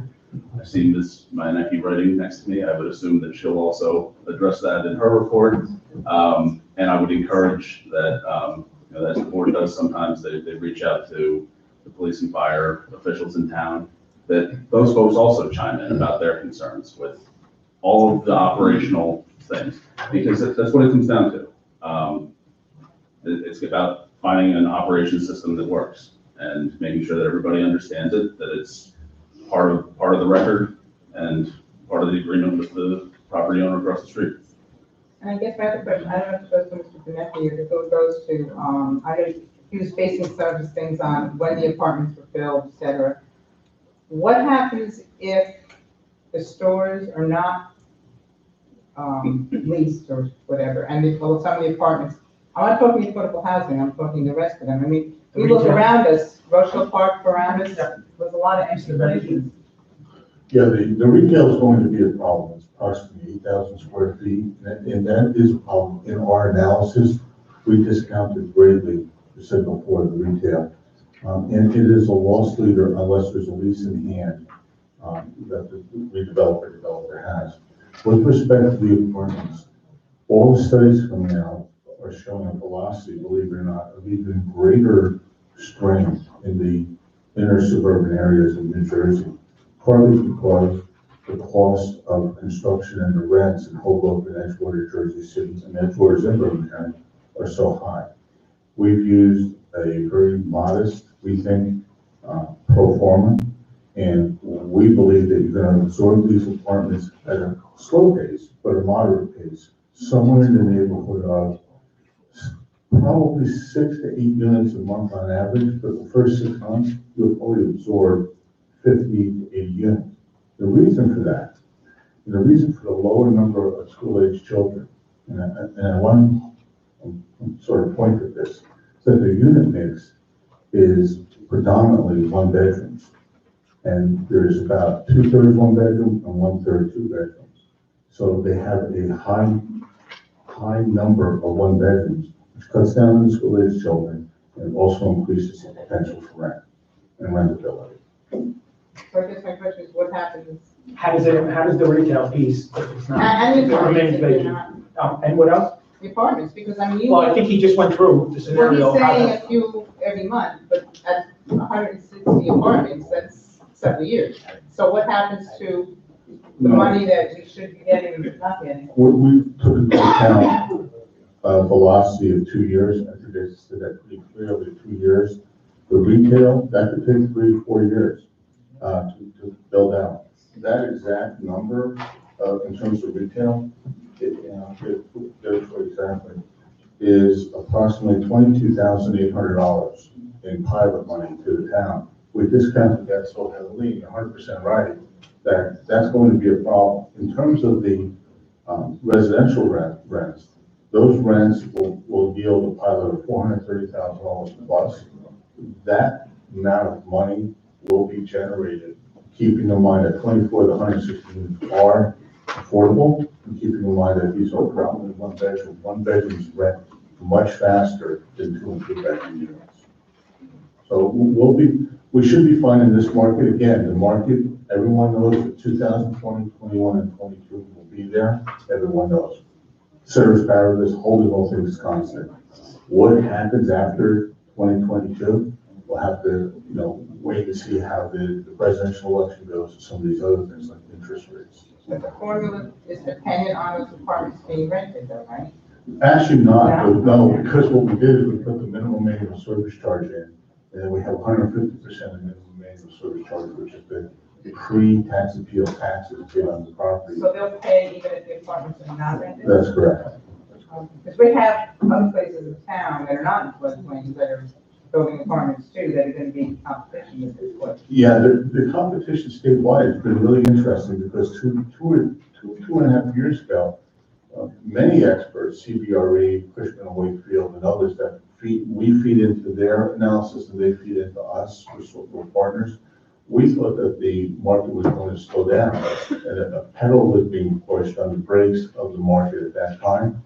But the pedal's now on the gas pedal again for whatever reason, demographics.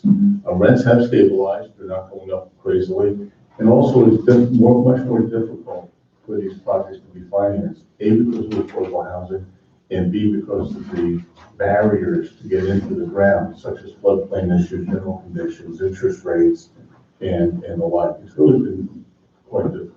And I just have one last question. I know right now it's just a storage unit, but since the same company has also bought several houses on Fairfield and where the restaurant was, whatever it's going to become, is any of that also included in this pilot question?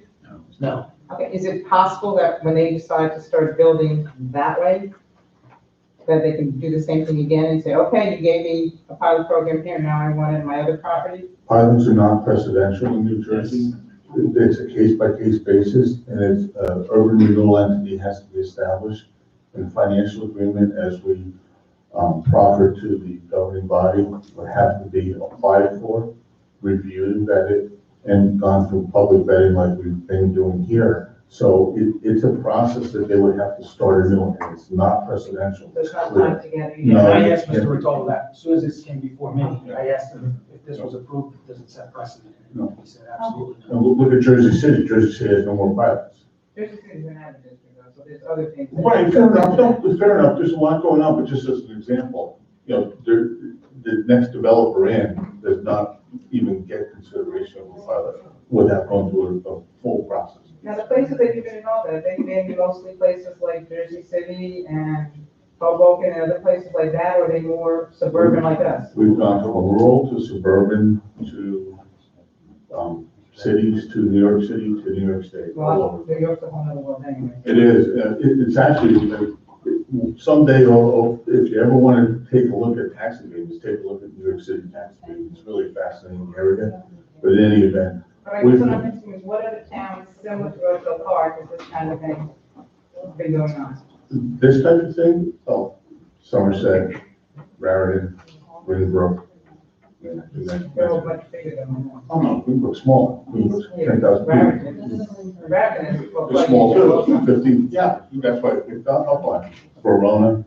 We could go on and So on. they've had the same similar success? Yeah, they've had a lot of success. The problem that you get into is that it's not just a blank slate with development and redevelopment. It's the affordable housing issue and how you get through some of these barriers of entry, such as, again, floodplain issues, general conditions, environmental remediation, we mentioned at the pre-meeting, all those types of things get baked into the equation. And it's really difficult for developers, redevelopers, and governing bodies to deal with. And a pilot is a way of trying to mesh those gears together to make it work.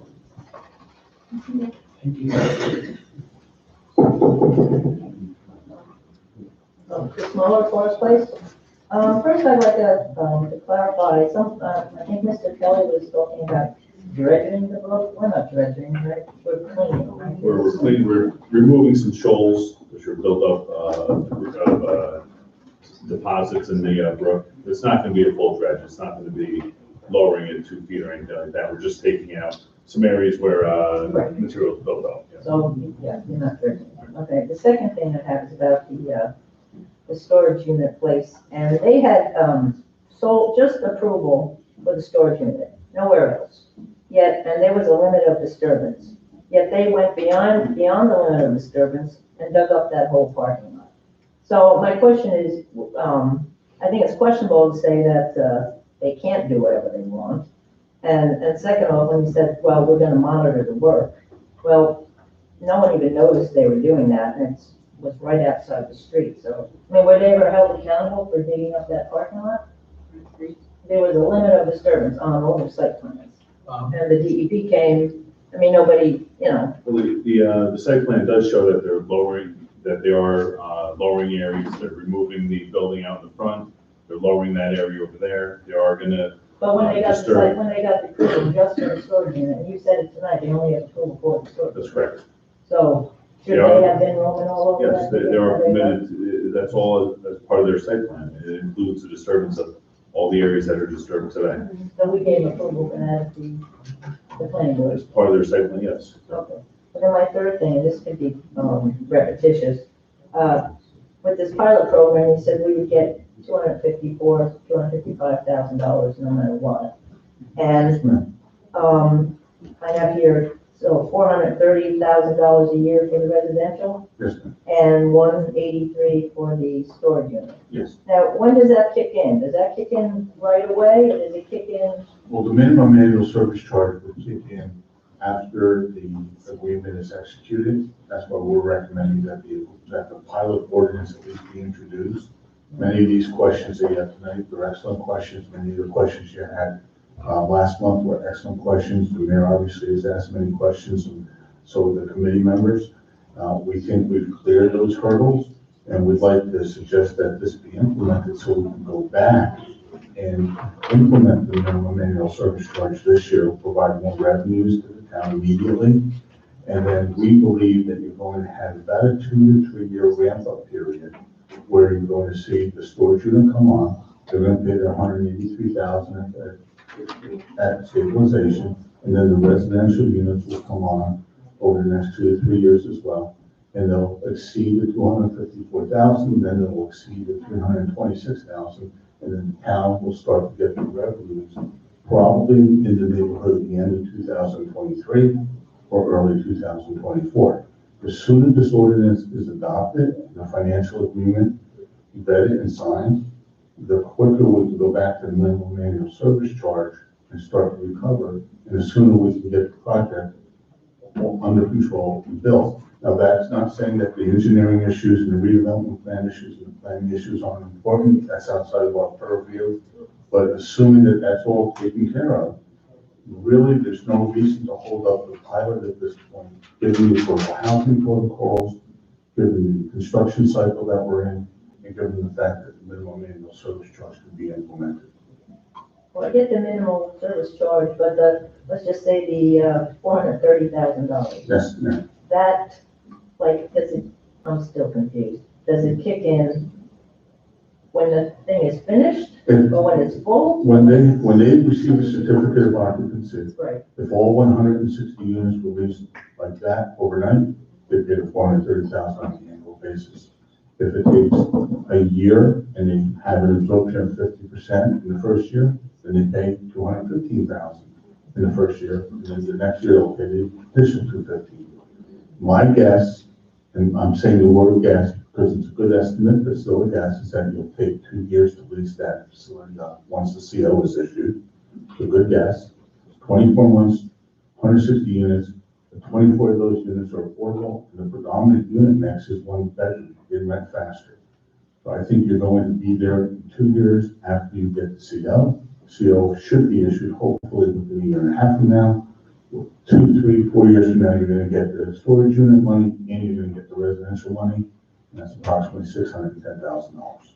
And the storage unit works the same way? How many storage units are in? Well, it's about 90,000 square feet, depending upon the corridors and the final mix. That 90,000 square feet will rent out at about $1.8 million a year. The number of storage units will be determined by their final layout of the 5x8s versus 5x5s versus 10x10s. Generally speaking, we use a calculation of somewhere in the neighborhood of, for 90,000 square feet, somewhere in the neighborhood of 50 to 100 square feet per unit. That would yield somewhere in the neighborhood of 600 or so storage units, depending upon how many units they want to give for family size storage units. The larger storage units, 10 by 10, 10 by 8, 12 by 8, are geared towards the apartments. And the apartment dwellers then will be able to take a bedroom or a den or their attic stuff, like the empty nester, for example, and place it into the storage unit. So it depends upon their final mix, but we're confident that they're going to receive for that 90,000 square feet of space, $1.8 million a year. And we will receive $180,000 of that. But is our money dependent on how many of those storage units? Like the same way you're. No, it actually works a little different. It actually works on square footage basis. It doesn't really work the same way as a residence because, again, the different sizing of the units. For example, they may have 30 units of large family size storage units. That's the predominant amount of their revenues, and we still get the benefit of that. They can have 40 units empty, and we still get. What I was asking is, once it's complete, we'll get to 180, we'll get to 183. It's not. Yeah, that's correct. It's not based upon occupancy. Like No, the rest. not at all. Based upon gross rents, not at all. But the gross rents aren't as finitely calculable as a residence. Right. But do we have to wait till the? No, once the building's complete, the CO's issued, it's $183,000. Right. Sure.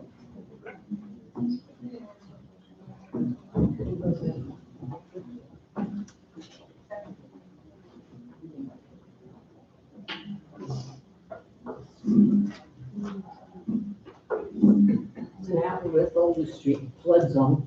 Okay, the flood manager, you said that you weren't completely satisfied with the elevation. No, I said I had to check to make sure that the finished floor elevation of the self-storage facility is in compliance with the FEMA maps and the New Jersey flood hazard area map. And therefore, they were in compliance with the DEP regulations. Okay, in their application for the development, it said they were going 1 foot above the flood hazard. Is that the 100-year flood hazard? The New Jersey flood, which is higher than the FEMA 100-year flood. It's higher than the 100. Yes.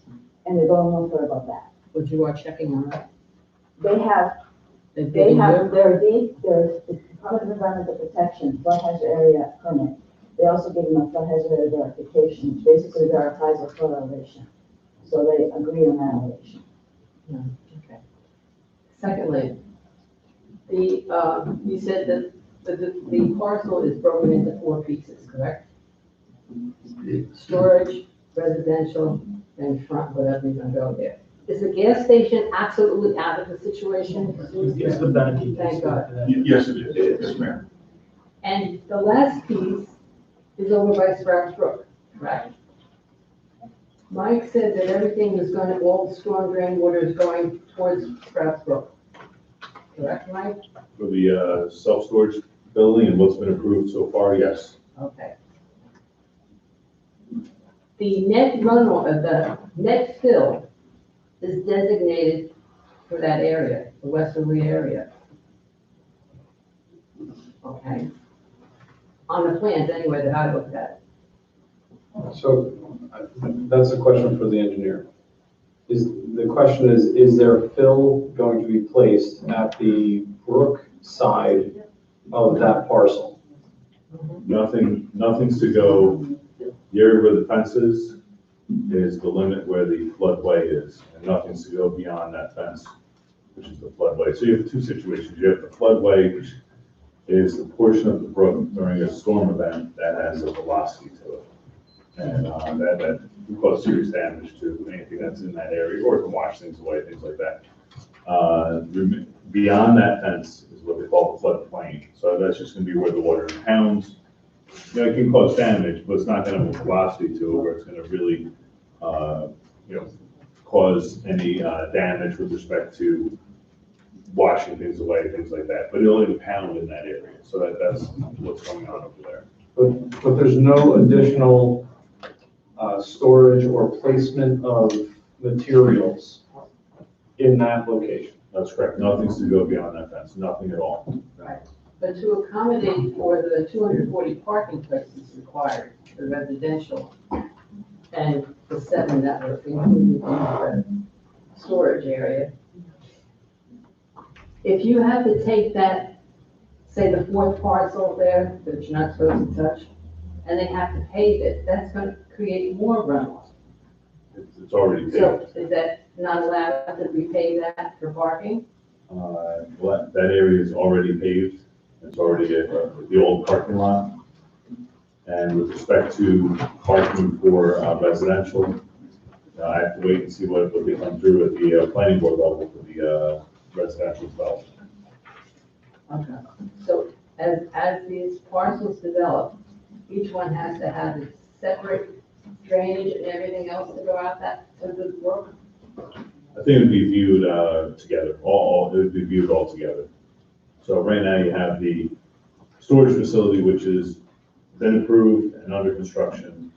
I think when they come through with any future development, it's gonna have to take the entire site into consideration. What was there originally and what they're proposing going forward. And I believe you mentioned something about you're going to have the sewers surveyed to make sure there's enough. That's for the sanitary sewer. Yeah. Yep, so that's gonna, they videoed from all the way down Burbank, all the way to the pump station. And we did find some issues that we're waiting for the report from the company that did the video of the sewer. We did find some areas that, have some, not necessarily blockage, but some things that we need to investigate, and we'll have that detailed in our report once we get it. Because in the application, it said that they had a study done and that it was found that the sewers were, capable of handling everything from the storage area. But storage area doesn't generate much sanitary sewer. But now, what happens if the sewers have to be increased in size or something? Who's gonna pay for that? Is that gonna be part of the? That's why we're doing the study. The end result of the study should be there is sufficient capacity, or if there's not sufficient capacity, what has to be done and what dollars would it cost to bring it up to capacity? And then that will be included in the settlement agreement.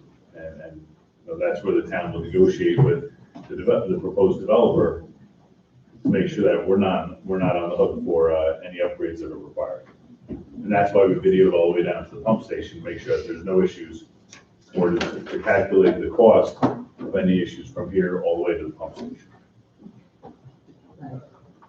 And whenever it rains more than 4 inches, anybody in this building that works here or the police will tell you the first thing to start to flood is the parking lot and the brook back there. If there's 3 or 4 inches, it starts there. So by adding all this water over there, we're going to see more flooding right here into the Dan Street and over there. We're creating a problem, but. And 3 to 4 inches is a lot, depending on, it could be over a day, which that may not be a lot, but if it's over, 2-hour period, that's a severe storm. And I appreciate the concern, but right now, with respect to the self-storage facility, the amount of runoff that's going to be coming off that site is going to be less than what was coming off it before. So when that was fully developed, 3 years ago, it had a certain runoff that was going into the brook. Now they're decreasing the impervious area on site, so the amount of runoff into the brook is less than what it was before. Is it going to take anybody out of the floodplain? No, that's not going to happen. or like the gentleman said on Fairfield Avenue back here, there is a brook on his side between the building storage and his backyard. And not only is it a storage area, they now have sloped from the elevation, they've sloped it down. So now there's more water there than originally when it was just cut off. So it's, I would have to look at that, I don't know. you know, we around here like to travel around and see because we're gonna be affected one way or another. And personally, I hope you all put your thoughts into this when you vote for it, because I, for one, am against the private building. Okay, thank you. Thank you.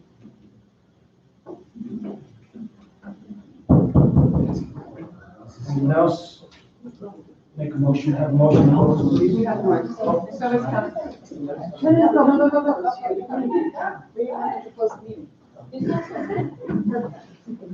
Yeah, I have another question. We'll push back again. On Fairfield Drive, we bought 3 houses. Do they pay the same tax we do? Yes. No. Yes. Yeah, the same portion tax, sure. Tax rate doesn't change. Are you going to be knocking those houses down? Sir, can I just interject something? It's kind of a recurrent thing that's happened in the last couple of hours. These gentlemen are they work with us, they're not the developer. So they're our professionals, we hire them. So, and in answer to your question, the other properties that they purchased really have nothing to do with this at this point, yes. Yeah, I've heard that, I don't know for sure. That's true. Yeah. But they would be taxed as they are now, based upon the assessed value. Right. Thank you.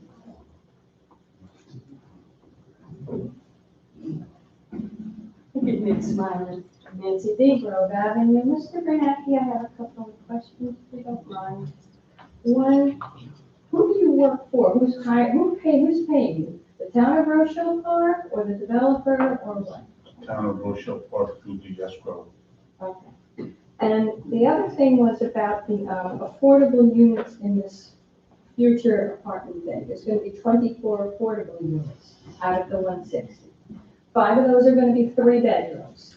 And are the other 19 2 bedrooms? No, 20% are allowed to be another 5, be 1 bedroom. And then the balance would be 2 bedroom. Okay, so we got 5 3 bedrooms, 5 1 bedroom, and 14 2 bedrooms. And out of the 2 bedrooms and the 3 bedroom units, you're calculating roughly 22 children, and you're not really figuring in the other higher rent units for kids. Well, the whole profile of the project indicates that 22 School-age children, actually 22 children. And that's what the data indicates. It'll probably be right around that number. The market rate units, because they're predominantly 1-bedroom units, will probably have very few, if any, school-age children. You may have a few, that's what we've counted on, but the affordable units will have school-age children, no question about it. But the regular rent apartments, which you said are basically 1 bedrooms, there'll be maybe 91 bedrooms or 80, and there'll be 42 bedrooms, correct? Correct. Okay, so there's another 42 bedrooms in the market rate units. You'll see a few. 40. You'll see a few school-age children from those units, but very few. Okay, and the 3-bedroom apartments could easily generate 4 children each, 2 kids in a bedroom, 2 kids in a bedroom, and the other bedroom would be the mother. The general rule of thumb with the 3-bedroom units is that there's 3-bedroom units, you would have 103% of the unit Count as school-age children, so 5 units would translate into 5.15 school-age children living in those 5 3-bedroom units. We rounded up to 6%. There's gonna be 22 school-age children, there's no question about that. Or more, there's gonna be more. Probably Definitely not. More, I lived in apartments. Probably not with these types of apartments. Okay, they're affordable apartments. They're affordable units. Yeah, the 24 affordable units are going to see the predominant number of school-age children. There's going to be 16, 17 school-age children in those 24 units. There's no question about that. The other thing, the question I had was so the first year to the 10th year, right? We're gonna get 10% of the gross profits, and then from 11. Not gross profit, gross revenue. Gross Big revenue. difference. It's a big difference. They're gonna pay 10% of their gross revenue. Yes. Okay, I wrote profit, I don't know, I thought maybe you said the word profit, I don't know why I wrote that. And from 11 to 30, it will be 11% again, Yes. or 12% if it comes in greater than 120% of your estimates, Yes, right? ma'am. Okay, so who is going to keep an eye on that? The revenue, who's going to do that? Someone here in the town? No, what ends up happening, ma'am, is that every year, under the statute, the project redevelopment entity must submit an audit to the governing body. That audit includes a calculation of the gross rent and a calculation of the pilot. That has to be done by a certified public accountant who is not the RMA or accountant of record in the municipality or any municipal entity, utility authority, school board, etc. It has to be totally independent. That gap-based audit then is filed with the Office of the Mayor Administrator, and whoever is responsible for billing within the municipality, typically it's the CFO or the tax collector, takes that audit report and then tests the 10%, the 11%, the 120% for the 12%, and the 80% regular taxes, and submits the bills based upon that audit. That's done every year annually for each of the individual project components. We went over that last month, and that's a pretty important feature. Yeah. And that audit report is done. There's another aspect of it. The project costs that we have are estimates based upon the development budget. When the project is concluded, an architect or engineer that's engaged by the redeveloper shall submit a certified record of the cost, including the interest costs and the commission costs, in one profile to be submitted to the auditor and to be tested based upon GAAP procedures, so that there's absolutely no question that these are audited numbers. Then Mr. Davidson or CFO or tax collector or whoever's in charge of billing would take that audit report and adjust the bills and bill accordingly. Okay, so then that comes back to our town council, which has to be on top of this. Hang on to the records. We don't want to hear that the records were lost. We were late getting them. We don't know what happened. Somebody else took over. Mark's not here anymore. Nobody knows. You gotta be on top of this, because this is a lot of money, and it affects every single person in this town. Every kid from that development that goes to the high school in Hackensack, we know what it costs us, and we're paying for that. And they're not, if they're in affordable housing, I doubt if they're going to Bergen Catholic or Don Bosco unless they're on a free ride, they're not paying $70,000 a year to go. We agree with you. There's going to be high school students. We discussed that at the pre-meeting. There's no question about that. But the other aspect of this, what we, and I know we spoke to the attorneys about it as well, we recommend that an abstract or the actual agreements be recorded with the deed. So if there is a gap of transition with the town for some reason, we always can go back to the deed, pull this out, and then pull the audits out, because the audits are going to be part of the permanent record. But I don't think there'll be a gap, because whether Linda's up there or over here, she's gonna make sure that the money comes, because she's gonna. I'm sure. She's asked a lot of good questions. I can't get answers to stuff I want to know when I sit up here. A lot of the people here can't either. So I hope you take all this into consideration, but basically, Mr. Bernanke, you're saying you don't have a choice about the pilot program. I never say that. That's not true. It's a policy decision as a governing body. After all of our tests and all the analysis of the engineer, looking at the redevelopment plan, all the work that's gone into this, and the background of the affordable housing unit, this project is a viable project with the pilot. We've upped and improved the pilot terms to the benefit of the town. We've also terminated it earlier than they requested. All things being equal, including affordable housing, this is a good project. We evaluate it based upon the data and the information and the development plan. Again, it's a policy decision. We don't live here, you know, we're just here to help. That's all. We're not here to hurt. We're not here to misguide. We're here to help. So, my next thing was what, for the town committee? I'm sorry. Oh, Lynn asked you a question, and you said that you did do this in many towns, but none of them that you mentioned were in Bergen County. So I'm just Deal with a wondering. lot of Bergen County towns, Okay, Washington Township, and you've got. not Washington Township, Okay. and not Emerson. And not Emerson, oh my God, let's not go into that, that's another whole matter. So now the township committee. So you are going to be on top of following all this revenue, you're gonna have to keep track of all that. And why, we're talking about giving a pilot on a project that, again, the only thing that's been approved and discussed is phase one, the storage thing. Have you seen the plans for the apartments and the phase 2, 3? Nobody seems to know anything about that because they've only gotten approval for phase 1. So. Well, there's a redevelopment zone, which is with a set of standards that was prepared by our planners. That's what's available online. So that essentially describes, not exactly, because there are no final plans yet, but the plan that's on the table to your right shows the conceptual plan of what's going to go there. That's where we are right now. So Okay. there's a whole continued approval process that's got to go on. Can I just ask a question that relates to your question? Is it inappropriate that we discuss a pilot even though there's only one element, or really two elements if we're talking about the open space element, if there's only a portion that is approved at this point? The short answer to your question is yes, but long answer to your question is we have this chicken and egg issue going on, or barn and the horse, because the applicant needs to know with certainty, especially with respect to the residential portion, that they have a pilot, quote unquote, in hand. On the other hand, you have to have the ability to control the dynamics of the project, as Mike and as planners indicate.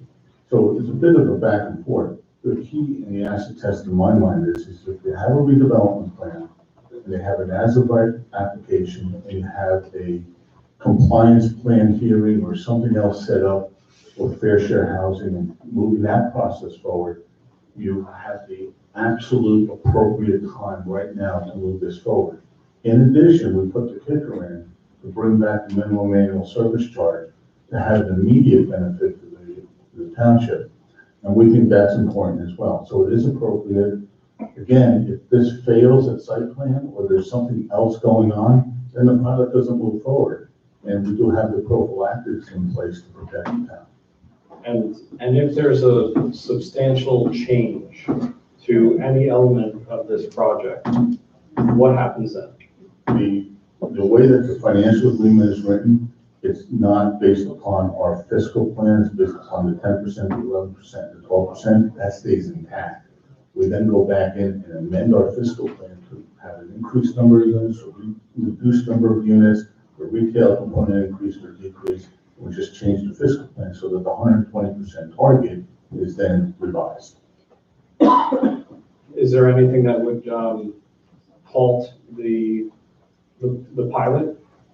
Meaning that if we give the approval and then all of a sudden we have 180 units in a flood area, is that something that could happen and they would just continue forward, or would it come back for review? It wouldn't come back for review. We have to keep in mind it has to be consistent with the redevelopment plan, the 180 units. If it's not consistent with the redevelopment plan, it can't be in the financial agreement.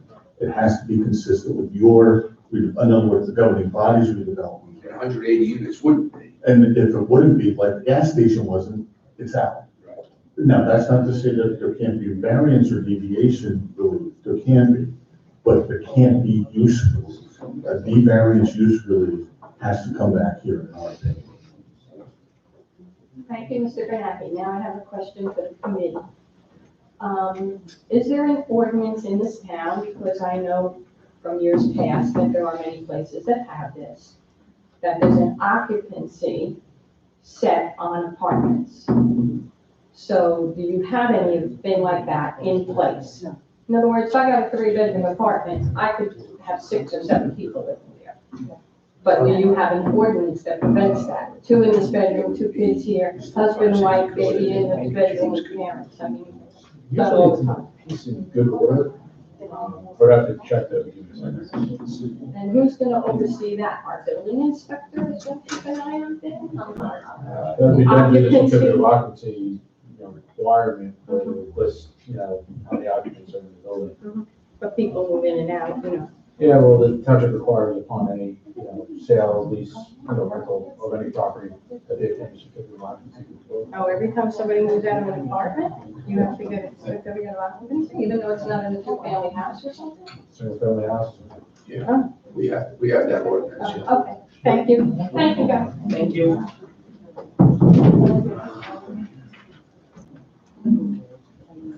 Heather on Terrace Avenue. Mr. Bernanke, I just have a question.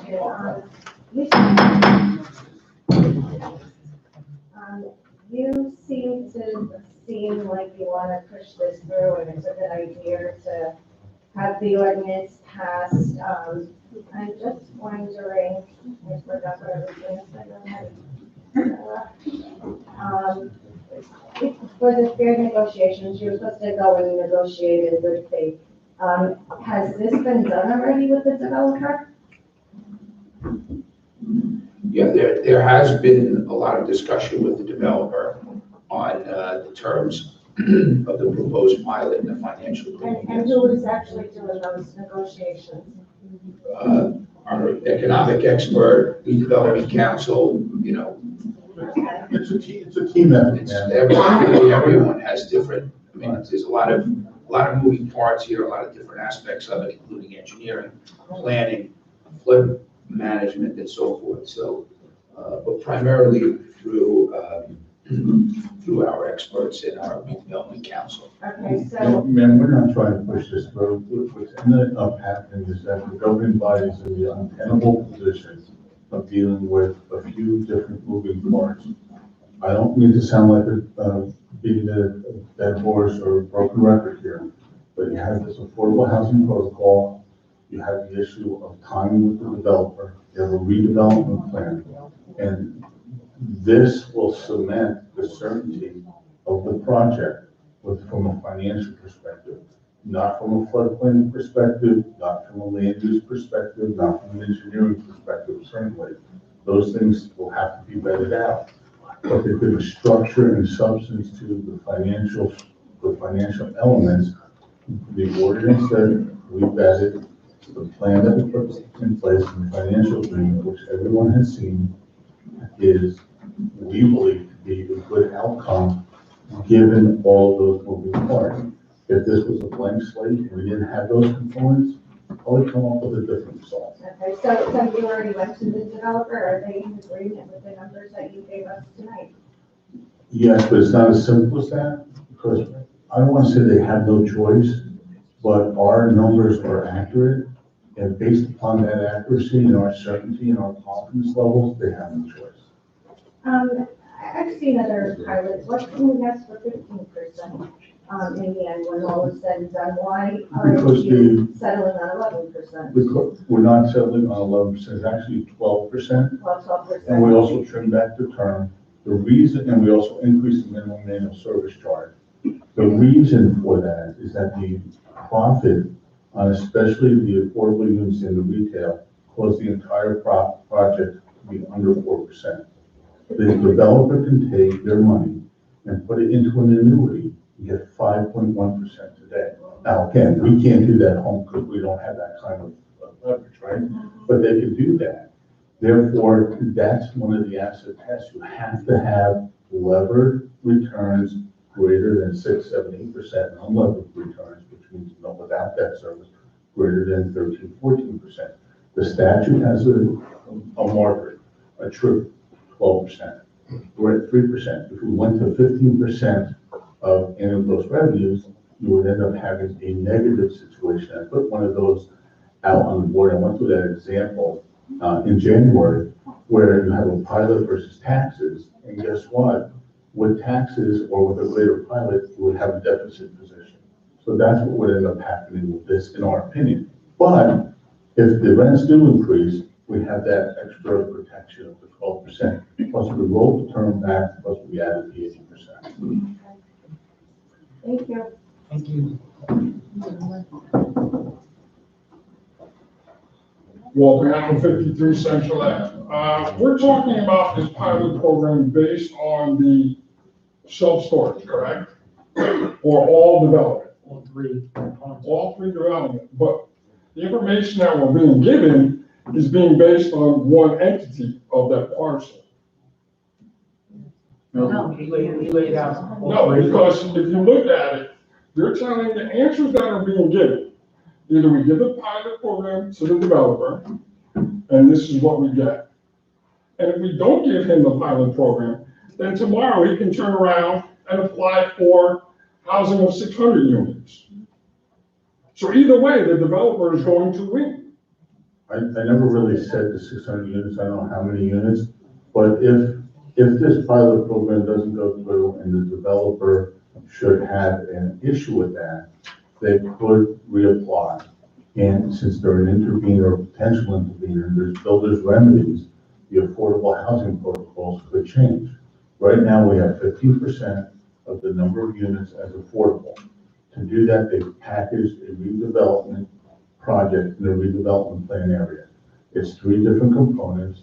Each one will spin off with their own unique characteristics and have a project component in the financial agreement. For example, the commercial or the non-residential components end after 25 plus years. The other component, because they're affordable housing, ends after 30 years. So it is 3 project components. We don't talk about open space. 3 project components, it's clear. And again, if these site plans don't go through and the project doesn't go through, the developer, redeveloper is at their devices to come back to the new program. We want to try to meet them in the middle and avoid that if possible. Right, and that's my point exactly. So the town is only getting a partial, whereas the developer is the one who's benefiting from it. Because he's either going to get what he wants with the pilot program, or he can turn around and get a development which will increase his revenue. That's the point. You made my point for me. Exactly. So I think we need to consider that when taking this into consideration. Can our, I think our planner wants to jump in and say something, and maybe you can address the builder's remedy issue. What is at risk if we don't do a pilot, and what's essentially the build out potential if a builder's remedy is sought, and what kind of numbers could potentially we be looking at? Sure. So just to explain the affordable housing in kind of quick, hopefully general terms, the township has been working for several years now to get to a point where they have satisfied the settlement agreement that involves Fair Share Housing Center, which is the group that's involved all over the state with these kinds of agreements.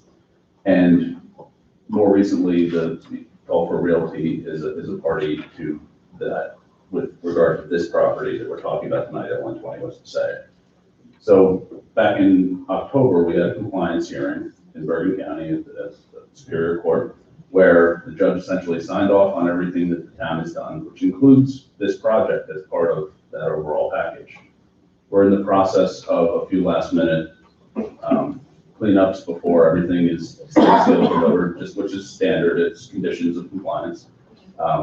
Little things around the margins to tighten up, but in broad terms, all of the factors have been agreed upon by Fair Share Housing Center, the property owner across the street that got involved, and the township committee to make a plan for the realistic provision, the opportunity for affordable housing to be built in town.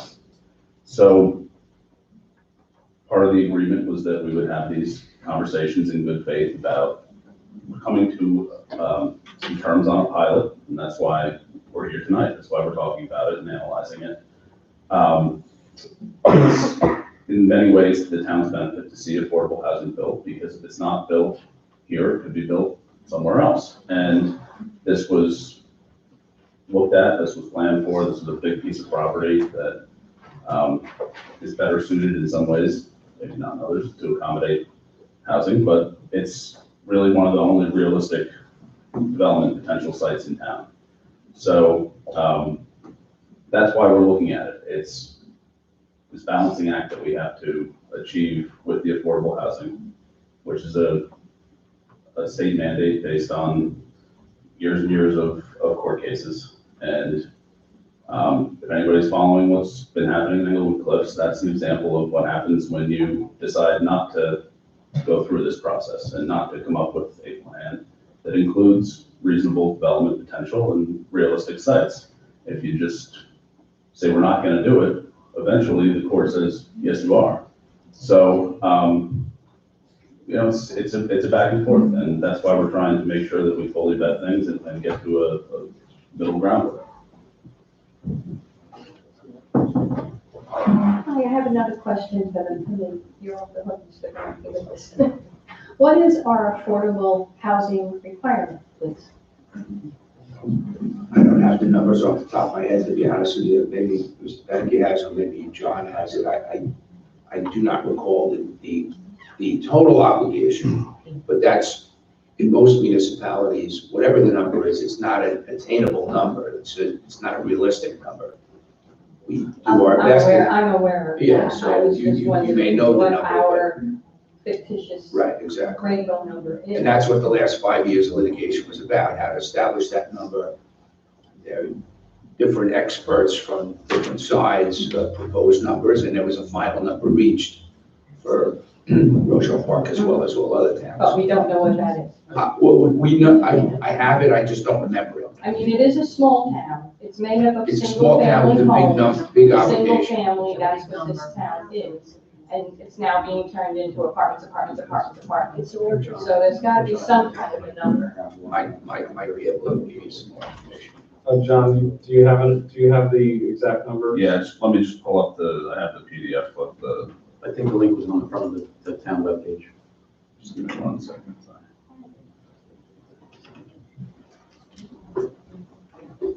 Because he's estimating 24 here in this, it's based on the numbers that he was doing.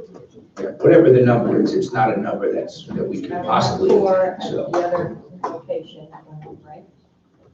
And then we have Terrace, which has some, whether it's 11 or 4, we don't know. So I'll explain how this works generally. There's what's considered, you can do a vacant land adjustment for a town that's largely built out like Rochelle Park is.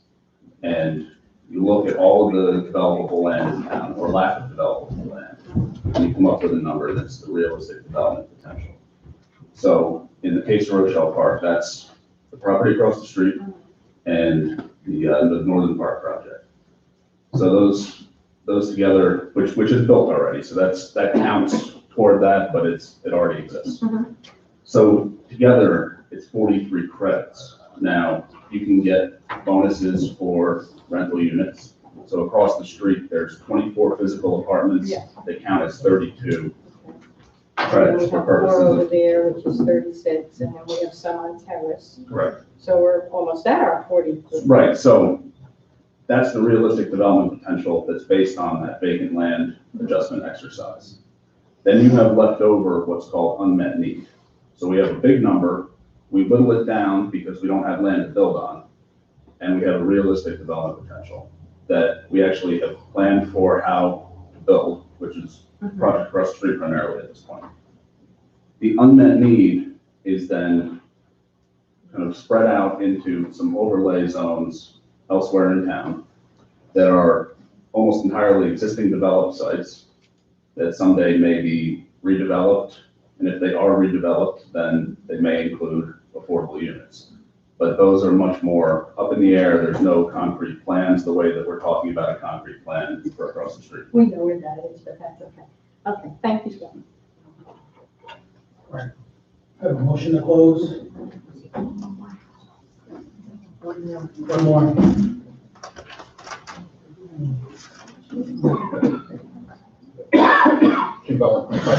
Forgive me if this has been answered, got here late this evening. Last meeting, the last work session, at least some of the people from the school board were here, and there were some discrepancies about amount of students in the school, the amount of students going back as high school or other high schools. Are those discrepancies? We met with the school board earlier tonight, and we did discuss that in this meeting.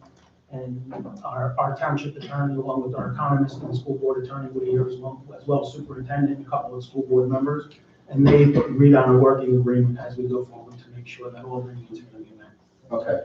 Second question is we're gonna put, here in the number, 180 apartments across the street. 160. 160, okay, 160 units across the street in a known flood zone. Okay, now, obviously, this is gonna go up, whether I say anything or not, but what happens after the first flood and everybody bails out of that project and we're not getting any revenue out, or nobody's getting any revenue out of that project, does that affect this? If that's your assumption, the short answer is yes. The long answer is one of the reasons why we don't have supercharged rents here is that we do recognize the limitations of the site over time. That said, that's why we have 120% in also, because we also recognize that it could go the other way, where the flooding doesn't impact people. It is a parking lot. I believe the engineer testified before that it's going to be elevated. So that may not be as big of an impact as you think. But again, the rents are realistic. They're I think somebody just interrupted me with that. I'm sorry. The rents are reasonable. The rents are about $4.8 million a year on 160 units. It's 10%. And as we whittle down the whole project, we think that it's going to be occupied at about 95%. At any given time, there's going to be about 8 to 10 apartments that are vacant, and that's normal. 8 to 10 apartments, I can agree with that. That's real estate market. That's fair. But my assumption, I believe, is more correct, because you're going to put people in that building, and yeah, the water's not going to affect them because it's not going to get into the building because it's going to be raised. But now that building becomes an island in 4 to 6 feet of water that people can't get in and out of. Trust me, been there, done that in a boat. It is what it is. Nobody's going to want to live in a building that becomes an island. Thank you.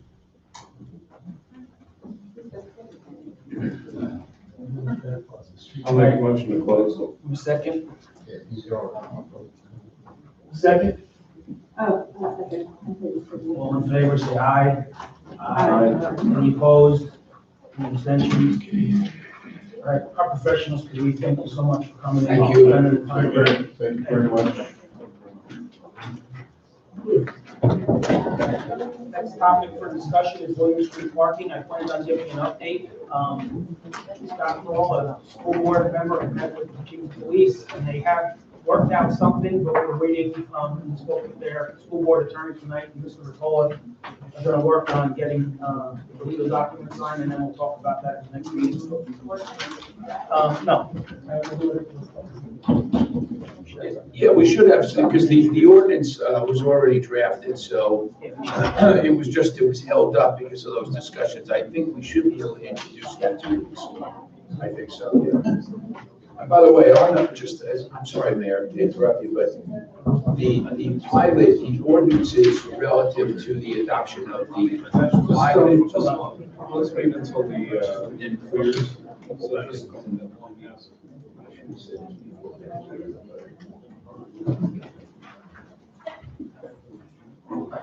So the ordinances that are required in order to approve and implement the pilot and a financial agreement have been drafted and circulated for review. So, we're at a work session tonight.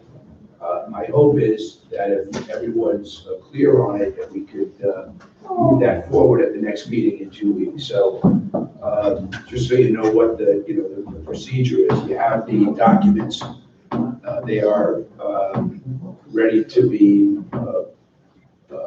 introduced at least at the next meeting. So if further discussion is required, we can have further discussion, but we do have them in place, and we can invite Mr. Beneke back if we feel that's necessary, although I think he's probably answered all the questions that he needed to answer. together with the meeting, the pre-meeting with the school board to respond to all those issues, which was, again, I said at the outset that was a productive meeting. We seem to be in a position where we'll resolve all of their questions by way of a separate agreement. But that will be done later. So, sorry, Mayor, but. No, thank you for clearing that up. Roosevelt, have any discussion? You know, Mr. Hodgman, you had some information that you wanted to share with us? Yeah, I mean, I circulated a couple of things I found. Some of them are not immediately from here. The closest one I found was actually from Egg Harbor. Which kind of sets out procedure, application, and procedure. Because I feel like just passing a simple ordinance that says we deem it in the public interest that we vacate it and just walk away from it. I feel like that's not us doing our due diligence. I think there's probably some engineering work to review that. Yeah, you can certainly. I think there's a lot, there's a little bit more to it, and I want to make sure that if we can draft something up that makes sure that we lay out the requirements that an applicant is going to give us, and then we can shift the costs over to. Right, any costs associated with it, and they made a presentation last year about this, we just couldn't do it before the end of the year. Any costs associated with it would be picked up by the property owners. Now, keep in mind, they now own all properties on both sides of the street, so, and also just keep in mind, it's kind of almost an abstract concept, but when you own a piece of real estate on a street, you technically, you own to the center line of the street. The town has a municipal right of way on a dedicated street in order to use it for public purposes, the road. So when you're vacating the street, that's why it automatically becomes owned by the property owners, because it's already owned. It's just really vacating or giving up your public dedicated right of way. So, and that's kind of why you can't really charge for it, because you don't own it. Cost associated with it, that's a different story, and we can certainly discuss that with them. And I did speak to them today, and they're perfectly willing to come here and talk about whatever issues you want. And it may require more discussion, and that's perfectly fine. So, and I feel like it would be more appropriate to give notifications to all the abutting properties along there. That these plans are coming, so that. Is that, so is that? Well, there's different. Oh, I just saw this today. There's different, yeah, I mean, this is just for discussions, I just want to circulate, you can review these things and see. There's other things in here, so to notify abutting property owners. So this is not about Roosevelt Avenue, because this wouldn't apply, the request is already in, correct? The request is in, yeah, I didn't really look at this yet, but no, they, not only is the We have request in, absolutely no procedure, we've never done that, we've never done a street vacation before, have we? So are we officially in the process of removing the right of way? Is this that?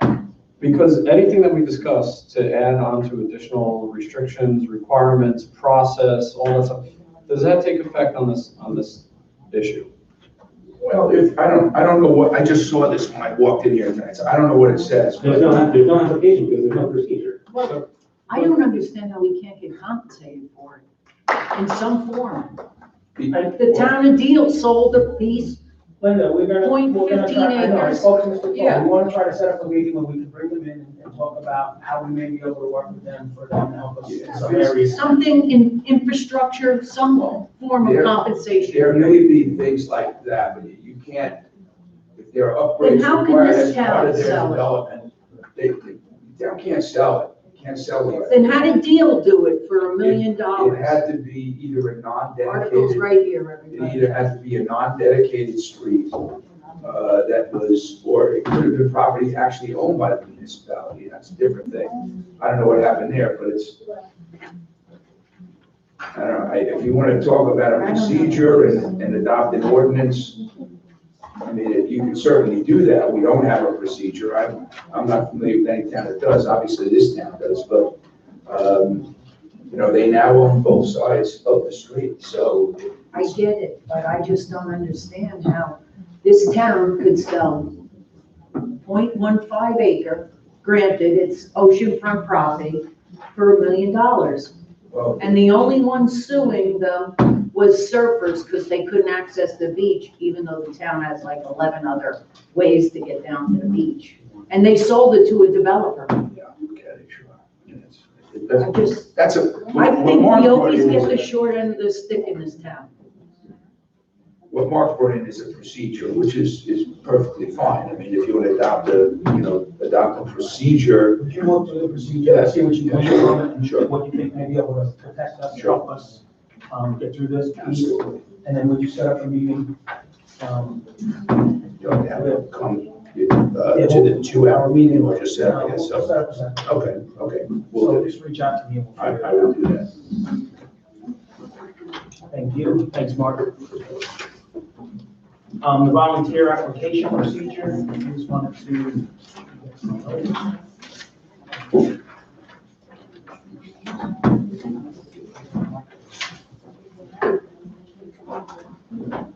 Appointments to our boards are vital to ensure that the township has proper representation. It's important to involve the residents. Recently, there was much discussion about how some of the appointments were made and what the process was. Honestly, there was never a clear formal process in place. At our January 8th work session meeting, Union Wagner provided an example of other towns' processes. Over the past few weeks, I have worked to come up with a process that will address many of the issues raised and sent it to the rest of the committee for their feedback. And I think we're at a point where I'd like to ask Mr. Rotolo to write an ordinance that outlines the process. Yeah, I sent along a memo with copies of the work product from the mayor and from the committee budget. I mean, it looks good. We'll just have to put it in our format. If you're ready to Yeah, move forward. let's introduce it at the next You can have that meeting, ready. please. Making you work.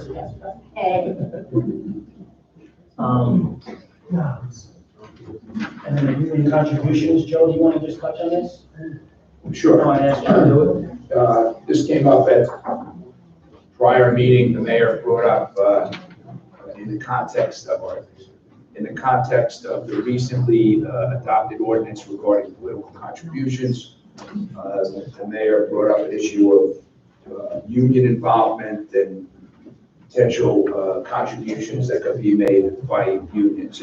Joe, are I you didn't- familiar with Citizens United versus Federal Election Commission Supreme Court case from No, 2010? I am not. Okay, political spending is a form of protected speech under the First Amendment, and the government may not keep corporations or unions from spending money to support or denounce an individual candidate in elections. The sad fact is, you're targeting me directly. Yes, you are. I'm not targeting Yes, you are. Lindy, listen, you went down, you opened Yes. this door and you. No, I didn't started down open path. this Now door. I'm just trying to. I didn't open this door. You targeted me directly. Well, this is It's something better, that I want to. I would rather get money from my union than people you give jobs to. It has nothing to do All with you giving gotta, jobs. oh, It has no? nothing to do with giving jobs. Maybe look at your campaign reports. Yep, that's fine. That's The fine. Look the at your prosecutor was campaign report. donating, Linda, look at your campaign Yeah. report. look at it. Yeah. well, Did you look at it? Yeah. Yeah, how much money did you get from unions? Yeah. A union I've been a member of for 32 years. I've been In working my for a company 30s. for 20-something years. Have you ever been in a union, Nick? No, No, that's why. is that a bad thing? No, I wouldn't be All right. where I am today if it Mr. wasn't for Rotolo. my union. States outside. I want to see what this. I don't see how we can actually violate past this, this actually violates citizens' rights. There's a, right here. I'll look into it. I will look into it. Just ask, the mayor had asked if I could come up with something. The I will wording, certainly the take a wording look at it. sounds, the wording sounds bizarre. How can possibly? That's not intent, as if you read the How memo, can that's not possibly say, or intended may to. become engaged or provide workers? May. That's. I mean, that's This so was rough, vague, and he that's put it like. in his email, that it was a rough outline, so. So if I'm you. saying like the first paragraph. Yeah, seems like- Rochelle Park's back up for sale. I think the focus of this was to eliminate overwhelming influence on elected officials and candidates that are serving the township. And when you eliminate the, Used to just jealous. So I told you before, ShopRite has union workers there, so We are- if ShopRite benefits, then union workers at ShopRite Yeah. benefit. You're So giving a why- street away and why- ShopRite's donated to every one of your campaigns? we talked about, I mean, this is ridiculous. You just gave ShopRite back $1,000 at the last meeting. Yeah. That'll go in next year's campaign account. All right, listen, Joe's gonna look into this and then Will do. put something together that fits what we're looking to achieve without violating the laws. Will do. And then we'll figure out how we. And anybody, I have some information. In 2014, the Rochelle Park Republican Campaign Committee, same one the nasty flyer came from this year, took $16,400 from my union, my New Jersey Laborers PAC. They took it, and because they can't get it now, they're gonna pass some kind of ordinance. Okay, so they took the same money. Hey, it's bipartisan. Yeah, they took the same money. Okay, good, we're moving on. Yeah, of course. Yes, of course we are. Billboard ordinance. Joe? Another thing, the prior township committee failed. Now we're looking like the Atlantic City Expressway. So we adopted the a revision to our billboard ordinance towards the end of last year. The planning board had made some recommendations regarding it, which were good recommendations, but because of the timing, we couldn't incorporate them into the ordinance that we adopted in 2019. So I drafted a very preliminary ordinance incorporating some of those recommendations. But what I'd like to do is I'd like to send that on with a memo to the planning board to see if they want to recommend anything more than that. We'll also have our planner take a look at it and then offer any comments that he may have, and possibly talk about it at the next work session and introduce some further revisions. We have an ordinance now, which we hadn't had in the past, which provides that billboards are a conditionally permitted use in a certain zone. So we do have that in place, but these are refinements to that ordinance. I just think the planning board should take another look at it and see what suggestions they have before we move forward with it. I'll also work with our planner on it. If you want to go into your report? Sure, I think I probably touched on most of them. The revaluation, we're under order to complete that for the 2021, actually, it says 2022 here. But we have to start thinking Wishful thinking. Yeah, we do have to start thinking about the RFQ for the company that does the revaluation. So probably within the next few months, I'll put that together. That's a state specification, I believe, and I'll look at what we did last time, and we'll put it out for quotes. And there's a cost associated with that, and we also discussed at the last meeast. What did they estimate that to be, Joe? Was it like 200,000? It was under 200,000 last time we did it. Now, that was 10 years ago. I'm talking about doing the mapping. We also want to include the mapping. Right, as and well. so we want to kind of piggyback the new tax map with that, so that we can bond the cost of the map as well, which otherwise you can't do, so. The only thing, we don't need to put any funding in place this year, correct? That's correct. Yeah, we should be okay for this year, that's For right. next year. Yeah. We have to put it in. Yeah, we just, because of the bidding or quote process, we have to really think about it since we're now underwater. That's a good thing with the Tyson House money we got back, we can pay for this, so we don't have to bond. So We're already 12 million in debt. So by your estimate or preliminary estimate, what are we talking for reval and then the mapping elements? Well, I mean, again, it's strictly as an estimate. We just really don't have the full number, but I would say probably I would go to 200 to 225. For the reval? And with the map. With the map. Yeah. So how much is related to the map? 40, correct? Yeah, right around 40, yeah. Okay, so 180 for the reval and 40 So I for the mean, mapping. it's right now, it's nothing more than that's where, yeah, exactly. There's only a handful of companies that are really active in doing revals, especially in this part of the state. So what we usually like to do is we get a list of all the reval companies. I'll speak to our assessor and see which ones are active in northern New Jersey, and we'll solicit from them. We'll send them copies of the bid package and see if we can get a good bid on doing it the work. We happen to have gotten a very good price last time. I don't know what the market is now. The assessor may be able to tell us what the costs are, but I think that's probably a fair estimate. If we plan on that figure, we should be in good shape. All right, anything else? And Bob, this mapping can help with lowering the rate for flood insurance, correct? Is this the mapping we're No, it's talking not, about? no, this is more, this has to do with the GIS. Well, right now, the way that everything is broken down on our tax map right Yeah. now, with every property that is broken down into like 20-foot lots, 25-foot lots. Yeah.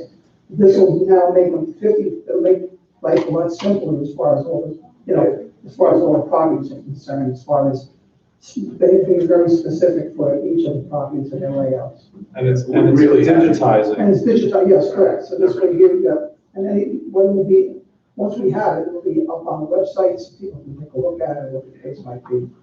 So. It would not, just to answer your question, it would not really. It's have not anything to that, do that's with the flood. sewer mapping, Yeah.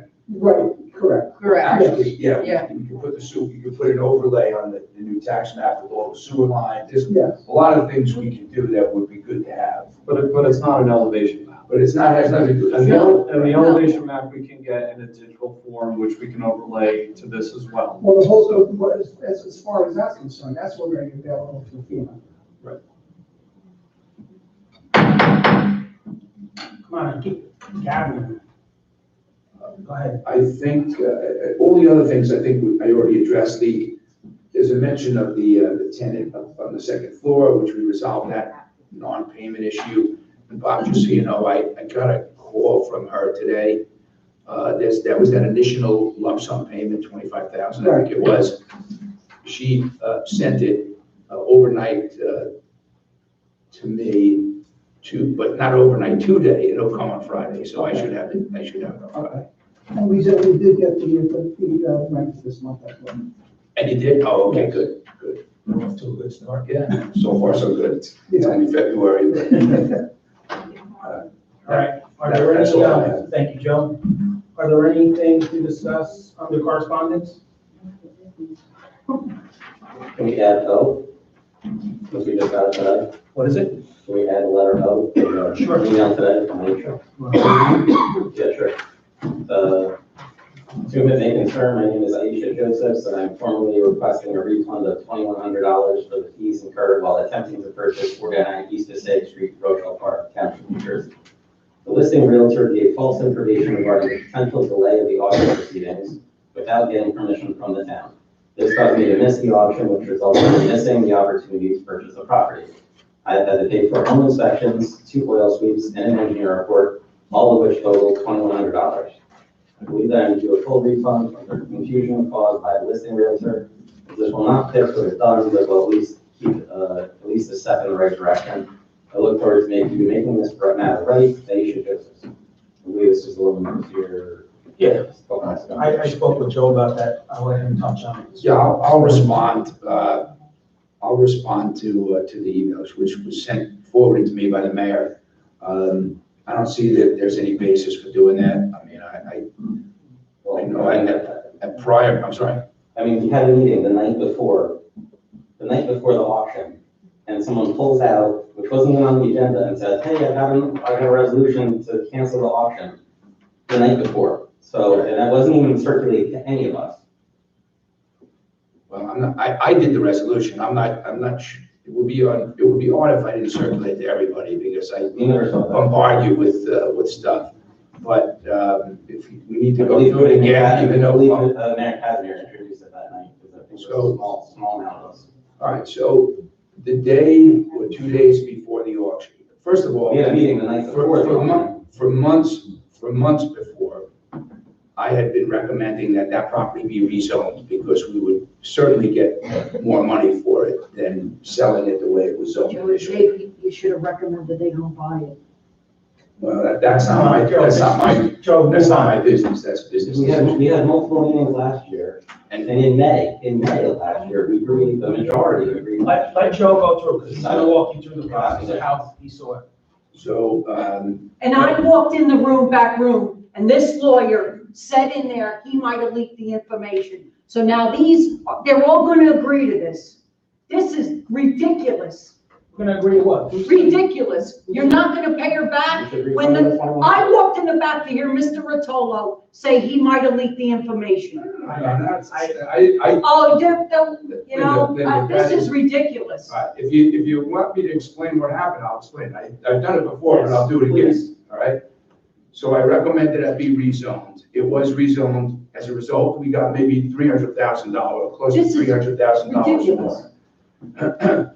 Several days before that meeting, I was in a meeting with then Mayor Casimir, the administrator, and Michael Warren on a different issue. During the course of that meeting, which we had concluded, and tell me if anything I'm saying is not correct, Mike. You want me to continue? I would love for you to continue, Okay. because I'd love for you to identify where the I'm gonna genesis tell you right now. of I'm gonna this tell you idea exactly came what from. happened. I walked in that back office as I was leaving the meeting. Linda, let him explain.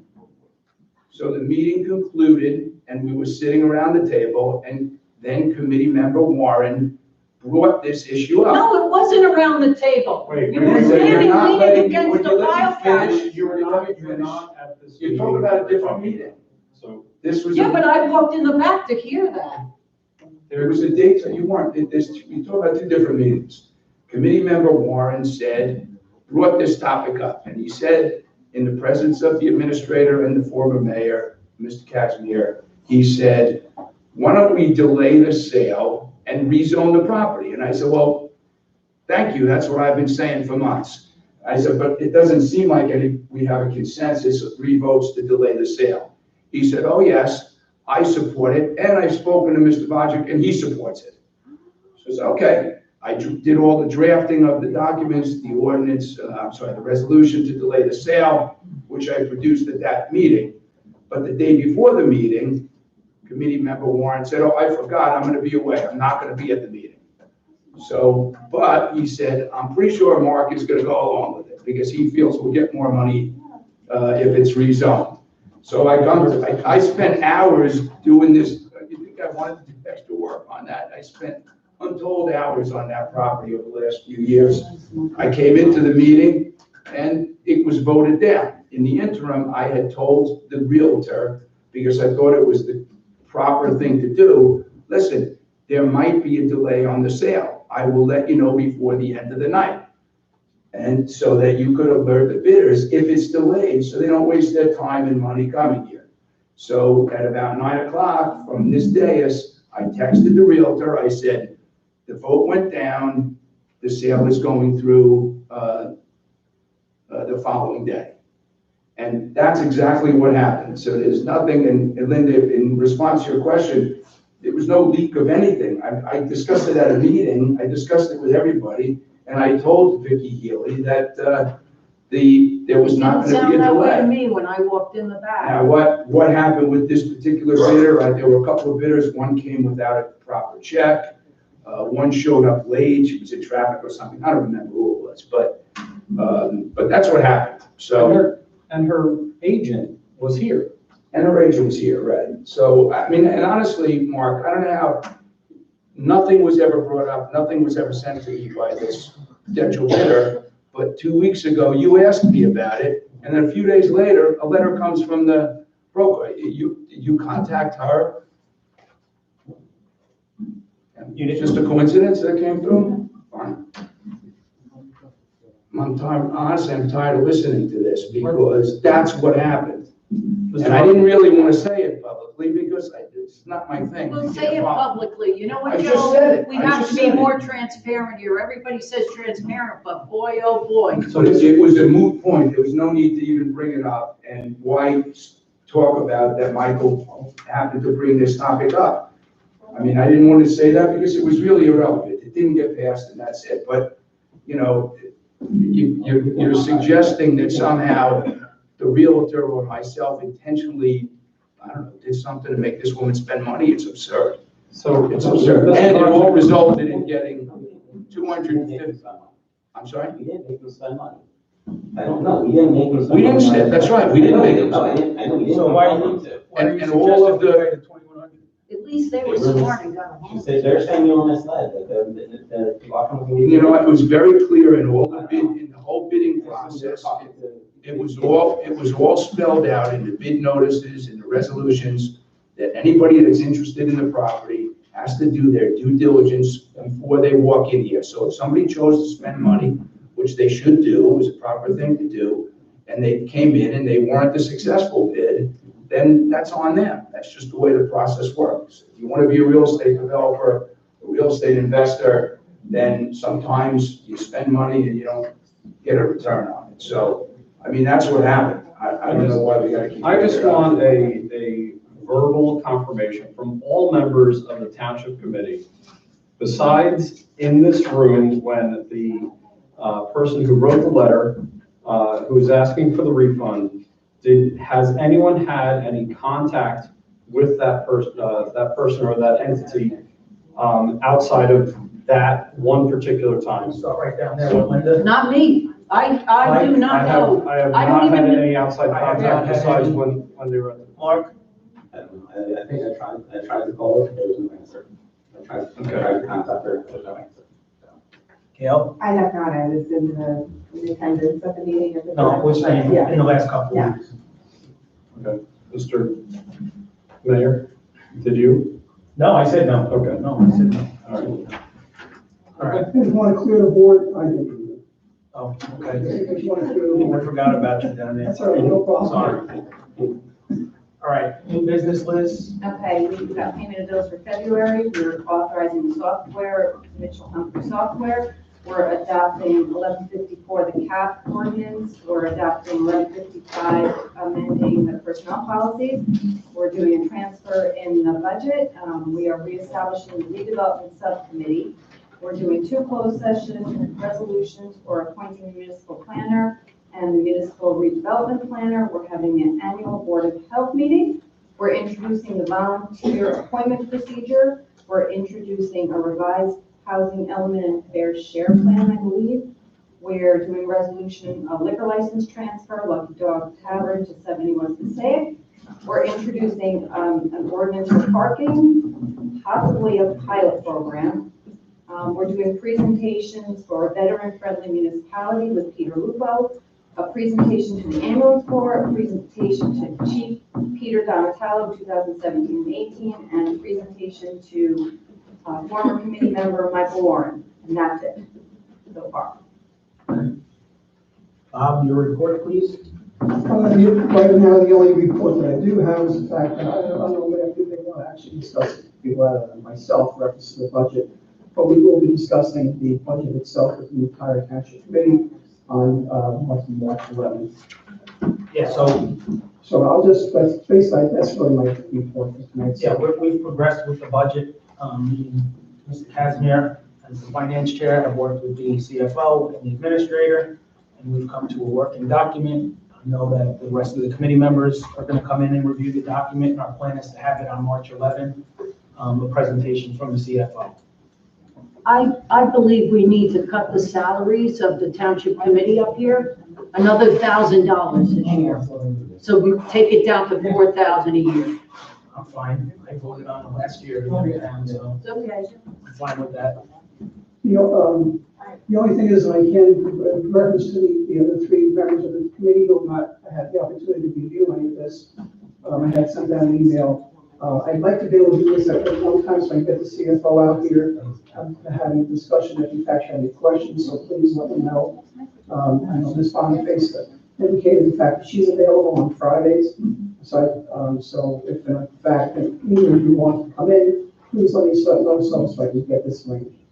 Thank you. And in regards to that $1,000 last year, I said to cut the whole thing, and you fought for it. No, you said no. No, you're wrong here. No, you said, You're no, here. we spent some money. No. We're council members, we spent Hey, money. Nick. That's what you said. Have you ever seen my name on one of these bills That's what lists? you No, but said. I seen yours. You don't know how much money I take out of my pocket to do things in this Well, I'm just town. telling you. just But you wanna make take sure off you another- hand the bill in. You just take off another, you just said Yeah. $100,000. Take I it said all. that's fine. Let's go all. Well, you didn't agree with Take it last all. year. You didn't agree No with last year salaries when for I. the township committee. Listen, you didn't agree with last year, that's what I wanted. You said, Oh, no, we Nick, spend money come on on, Girl Scouts Czar. and all this little stuff, so. Come All on. right, whatever. I just wanted on the record that I wanted it last year and you fought it, so whatever.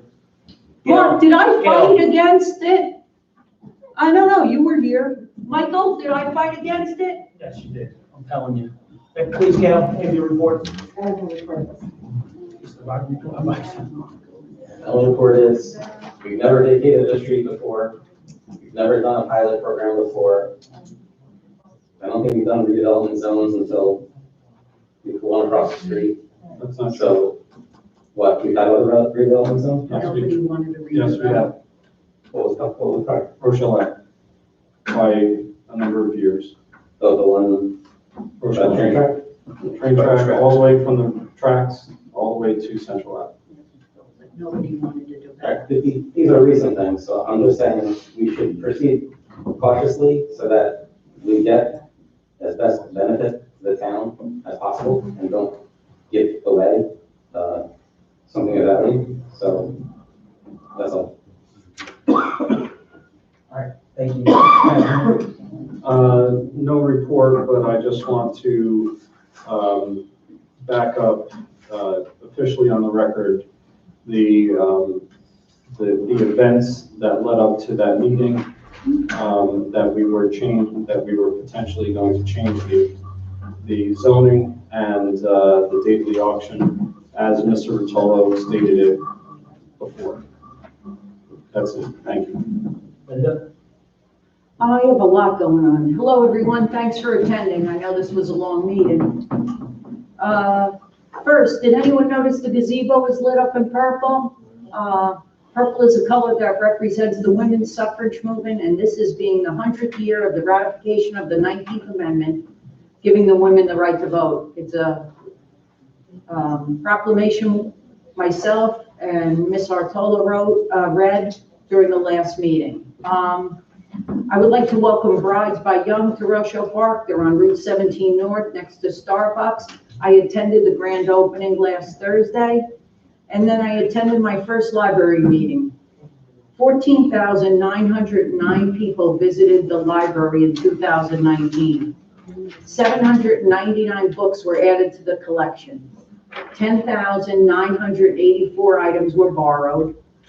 3,664 items renewed for a total of 14,648. The preschooler story times, the library hosted 613 parents and toddlers over the year. The two Wolf programs brought in over 150 people to the library. Mahjong is the latest obsession with weekly meetings that continue to attract new followers. We may need to find a larger meeting space if the weekly attendance exceeds 20 players.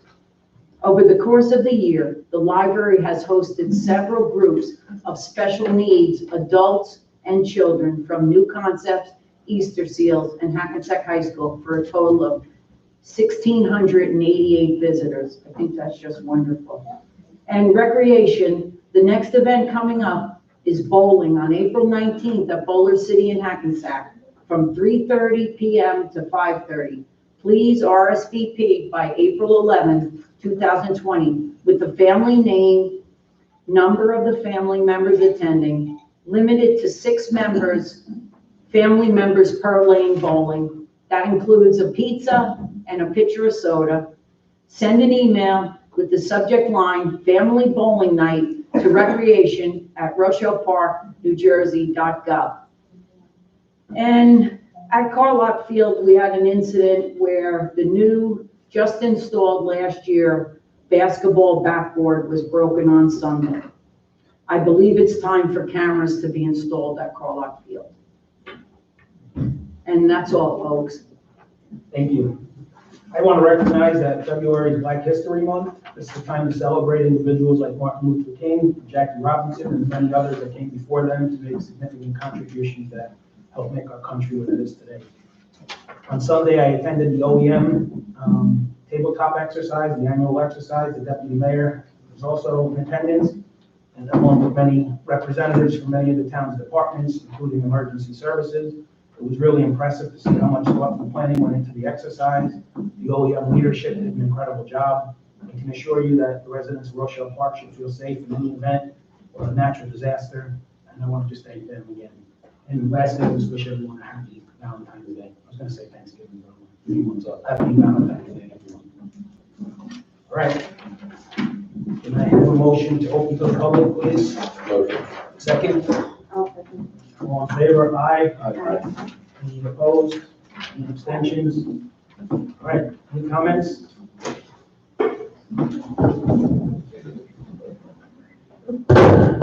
I'm Michael Warren, 181 West Oldest Street. Part of my appearance, I was home tonight watching the meeting on video when a whole conversation erupted about me and my alleged part in the derailing of the auction for the house. And I just find it shocking that you guys would talk about someone when they're not here, number one. You guys would make such claims in a public setting about a private citizen. So let me tell you my side of the events here.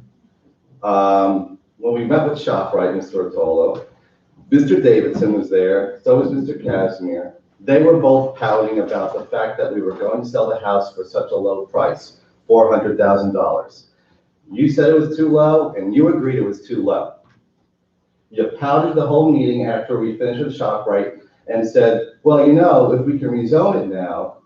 So I said, didn't we bring that up before? And Mr. Casimir did not want to rezone. And I went along with Mr. Casimir and said, leave the zoning as is. But now, all of a sudden, reality was setting in that it may be sold at $400,000. So this idea sprang up, well, why don't we stop the sale and rezone it? I said, listen, I'll do whatever I have to do to make sure the house gets sold. I will do my part either way. I spoke to Councilman Vodchik, like I told you I would. You know, Mrs. Boniface would not be on this, would not even want to entertain this discussion. I talked to Mr. Vodchik, right? We went out to the dog and cask when it was still open. I said, what are your thoughts on this? You said, I think we should rezone it, Mr. Warren, but I want the sale to happen as well. I am not going to derail the sale. I'm not going to stop the sale. Am I correct, Mr. Vodchik? Thank you. So the meeting came, I was away out of town.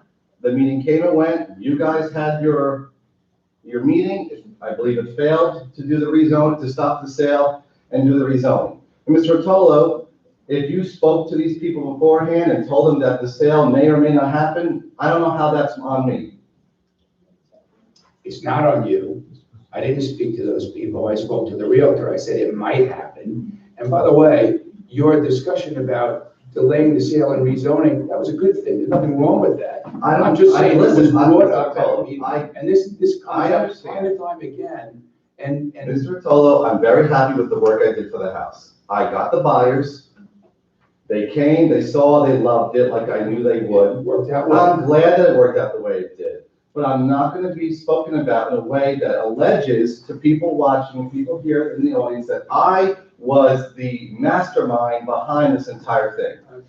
I believe that discussion happened with Mr. Davidson in the room and Mr. Casimir. You both were unhappy with the sale going in at $400,000. My argument to that sale was I'd like to make sure we don't box out families, that if a family wanted to buy it, they weren't going to be outbid or outpriced.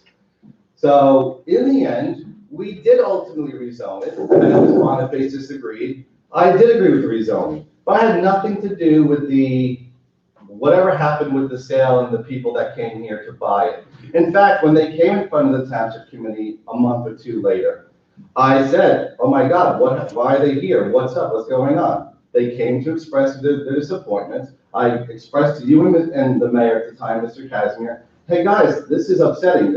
I hope that what they're saying here isn't true. That's all I said to you guys, and that would have been where Ms. Boniface heard us talking in the mayor's office there. And that's all I want to say. I'm not accusing anyone here. Like, I feel like I'm being accused on video that I'm the mastermind. I would never accuse you. I backed you up tons of times. And no, everyone in this room knows there's no love lost between you and I, Michael. And I don't know why that is, but that's the way it is. But I still back you up because I think there is some part of you that has integrity. And you know damn well that I have integrity as well. Mr. Davidson, we've known each other now for over 3 years. I don't think you would consider me to be someone who's a mastermind or a plot maker.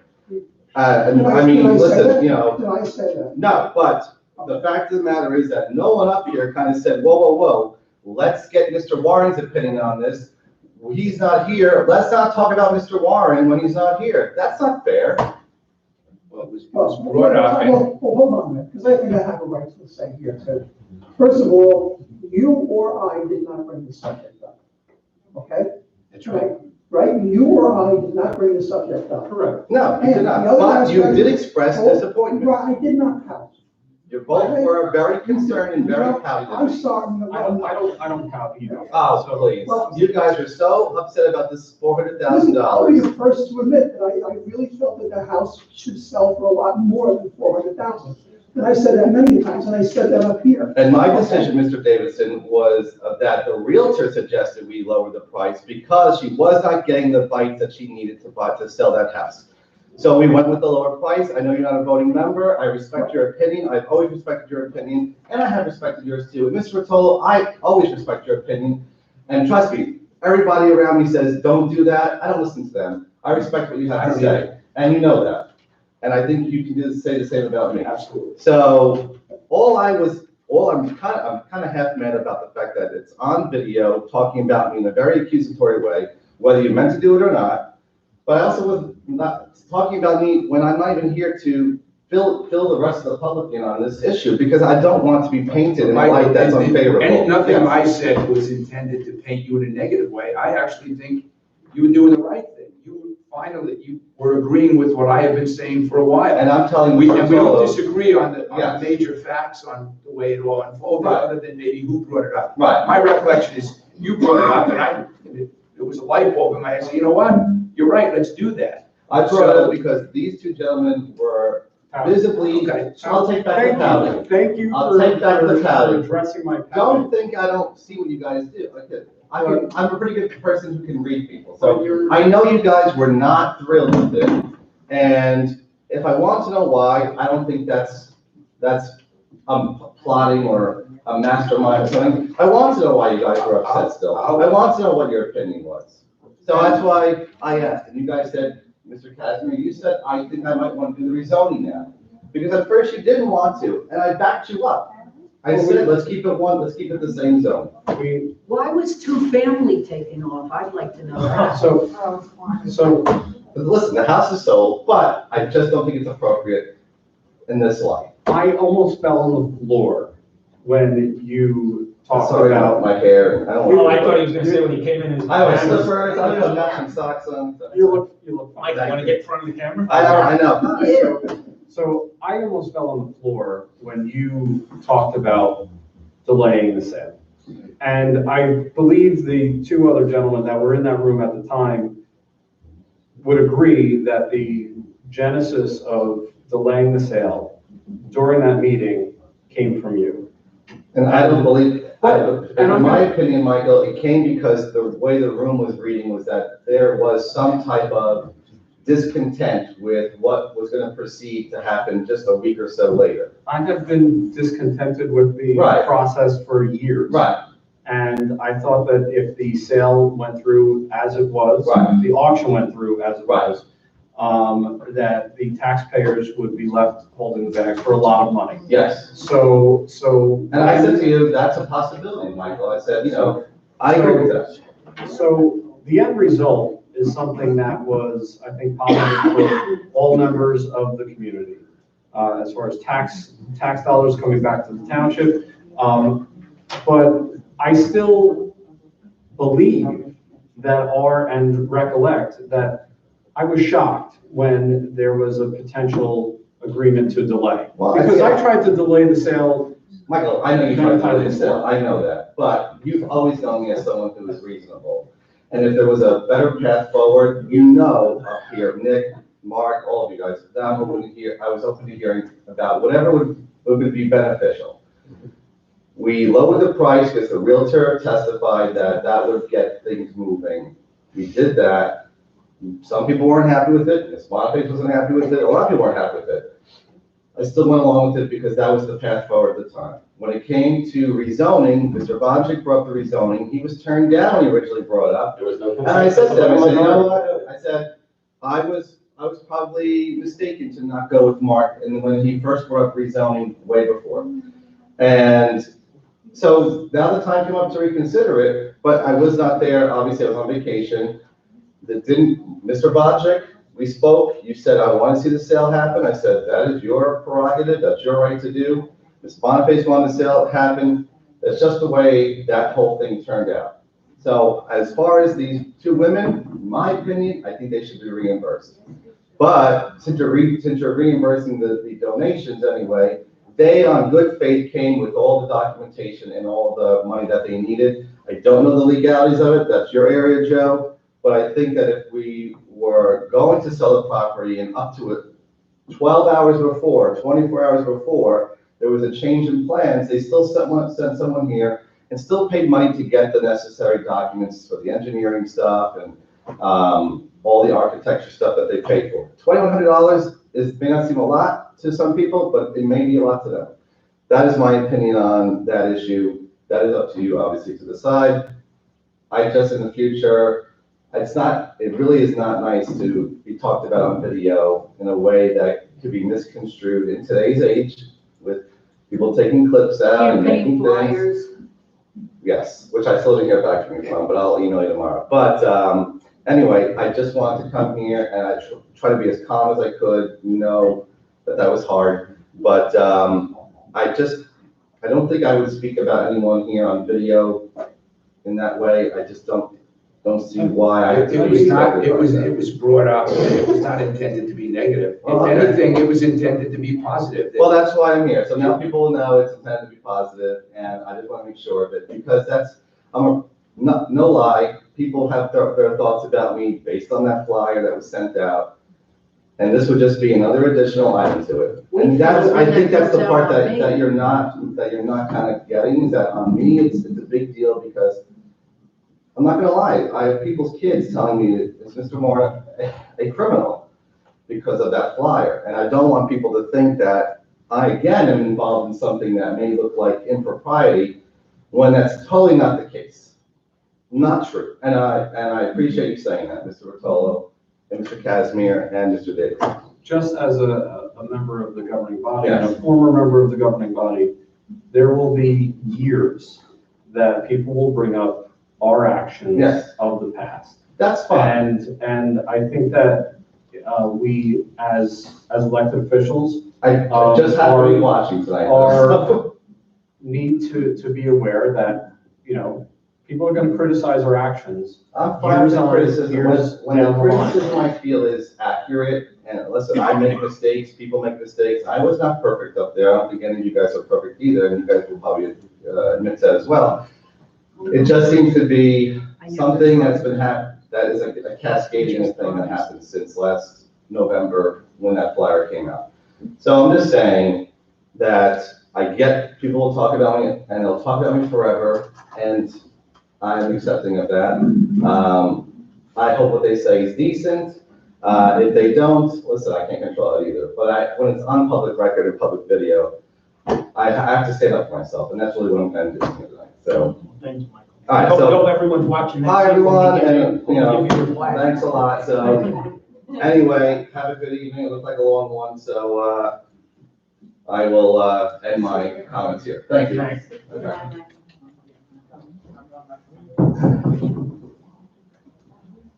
Heather Lum, Terrace Avenue. You're giving the money back for all the donations that were given for the Tyson House? And you asked if anybody up there had talked to those women. I talked to those women. I talked to those women from day one, and I was the one that brought up the interference in the auction. And I still, to this day, believe that it was an interference. I spoke to those women. I was told that there was 3 bidders that were going to the auction, and all 3 were not prepared. And there's a reason why they were not prepared. They were not prepared because they were told there may not be an auction. I have text message. I could get them out right now and read them days ahead. That says, we may not have the auction. We will let you know. I have the text message from Ms. Healy to her realtor from saying, we're waiting for the council to make a decision. I will let you know. 9 o'clock, yes, we did. And guess what? She wasn't contacted that day, that morning. And I know you say she has an obligation, but you know what? You also have an obligation to make sure that that auction was going as voted on. You had no. And it did. Yes, it did, but also 3 people. It takes a long time to get to the bank. You need a $40,000 certified check. None of them had the $40,000 check. Nobody has a $40,000 check just sitting around. They didn't make it. So you decided that that price, you didn't like it. So you kind of decided we're going to change zoning, but you didn't have the votes to do it. So it wasn't. Right, and it went off as it was planned. So you said. Yeah, but the night before, people are getting notification that it may not happen. If everything went the way it's But it's supposed to. not, it wasn't canceled, so. No, but if somebody's telling you the night before, it might not happen. Are you And gonna waste your also- time? Are you gonna pull $40,000? Yes, if you're interested, if you're interested, you could always bring it back. So I did not ask. I was so upset. I spoke with Miss Healy. I actually called Miss Healy. I was so upset when I talked to those women. I can't even tell you the effect that what you did had on them. Now, they were told that they could still come forward for the next auction. And I asked, you know, at that one meeting when I said that you interfered, and you turned to Miss Healy and said, was there anybody on the council that told you that there was not going to be an auction? And she said, no, not true. It's not true. And she said to me that the girls are still interested and that they can actually still put a bid on it. But at the same time, you took off the 2-family, and that's what they wanted. And she continued to tell them that they can have the 2-family.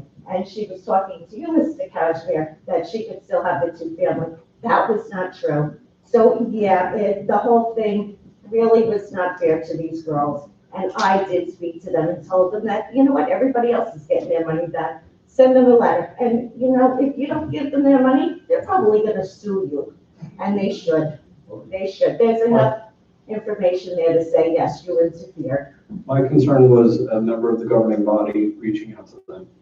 That was all I. They didn't, I did. Members of the public are allowed to do that, but I know that if They were here and they said that I they would. did it. if any member of the governing body reached out to them, they have to be honest and truthful in their I actions. don't know what anybody did. I And that's contacted why them. that's why I asked all the members of the. I contacted them. As a matter of fact, I went to the last auction that you had, and as a matter of fact, when Ms. Healy saw me speaking with this woman, I thought she was going to have a stroke. She knew that I knew what happened.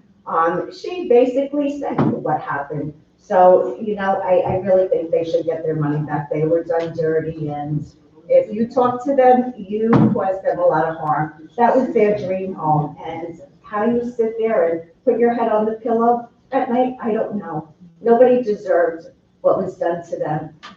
I'm just saying.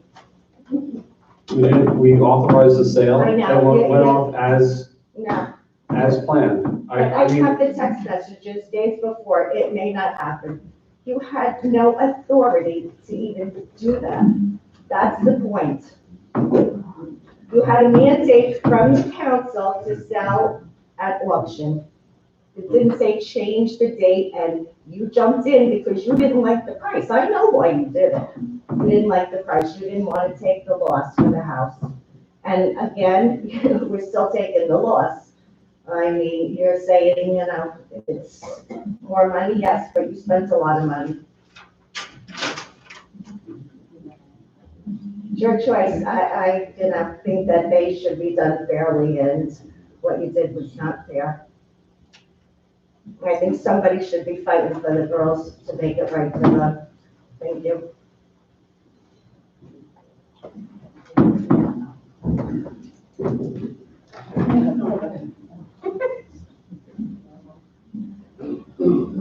Two things, just, you had brought up, I know you don't tell the zoning and planning board what to do, but when you mentioned the billboards, the other night, some of us happened to be at that meeting, and every question they were asked, they had no answers for. And it's just concerning. You had residents come up and ask them about how much light it would give off, and their answer was, oh, not too bad. and the people that lived right there asked, well, could you tell us, you know, it's gonna umbrella out, to use their words. Oh, it won't be bad. Well, if you live right there, having an LED light doing that is not good. So if there's anything that you could do, I know you don't tell the planning board what to do, and the planning board wasn't defending it, but it was kind of like a free-for-all. Anybody that asked the guy any questions from there. Sorry, not sorry, zoning, yeah. Right. They just totally ran away with it, and it was not, didn't look good for the town, is what I'm saying. The other thing is, when we were talking about the ShopRite Street, Mr. Chola, you're saying that they own the street because they bought the houses? That's like saying that I own my house, and I own part of the street in front of me. You actually do. You actually So in do. other words, I can stop No. people from doing things on the street? No, Well, then, because it's, well, I know whether you want to hear an answer or you want to just talk. So when somebody owns a piece of real estate on a public street that's been dedicated by way of a subdivision or other means of dedication, the adjoining property owner owns to this, both adjoining property owners own to the center line of the street. Then there's a certain width that's dedicated as part of the approval process to public uses, the municipal right of way. They use it for a road or whatever the purpose is. So as a result, when the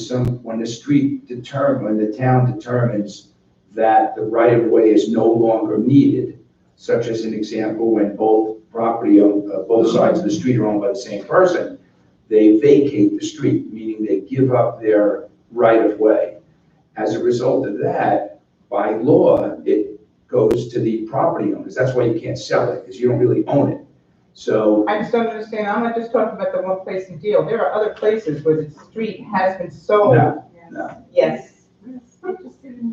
Yeah, Right, everybody knows better, a lot but of places have done it. you cannot sell something you don't own. You cannot sell a street, a dedicated public right of way. You cannot do it. So either you do own the street or you don't own the street. We have all these streets in town that we have, what do you call it, part of the way, so they can't go to Plaza Way. You know, the emergency vehicles can, but they can't. So either those people own the street or the town owns the street. Plaza Way, I believe, I'm talking access to it. Those streets. I think Plaza Way is owned by the plaza. I think. It's a private road. Yes, Private road. part of it is, part of it Private is. road. Yeah, that's what I thought. But I'm talking about the streets in Rochelle Park that butt up to Plaza Way. Where they dead end. Right. Because, and there's times where they said you can't turn down the street. There's several streets that are like that. Okay. So are you saying that the town owns those streets or they The don't? town does not own streets. It's just not. But then. I know, that's why I said it's kind of an abstract thought, on the because other you hand- don't really think of it that way. Well, That's At meetings, you that's sit the there law. and say the town owns up to the sidewalk usually. No. I forget what it's called, the easement, right? No. So who owns the easement? Because we've heard The from town. town owned, the adjoining property owners own to the center line of the street. Then a certain, I think it's 3/5 of the town right of way is for pavement. The balance on each side is for curbing, sidewalks and things. So But the ownership of the property is by the adjoining property owners.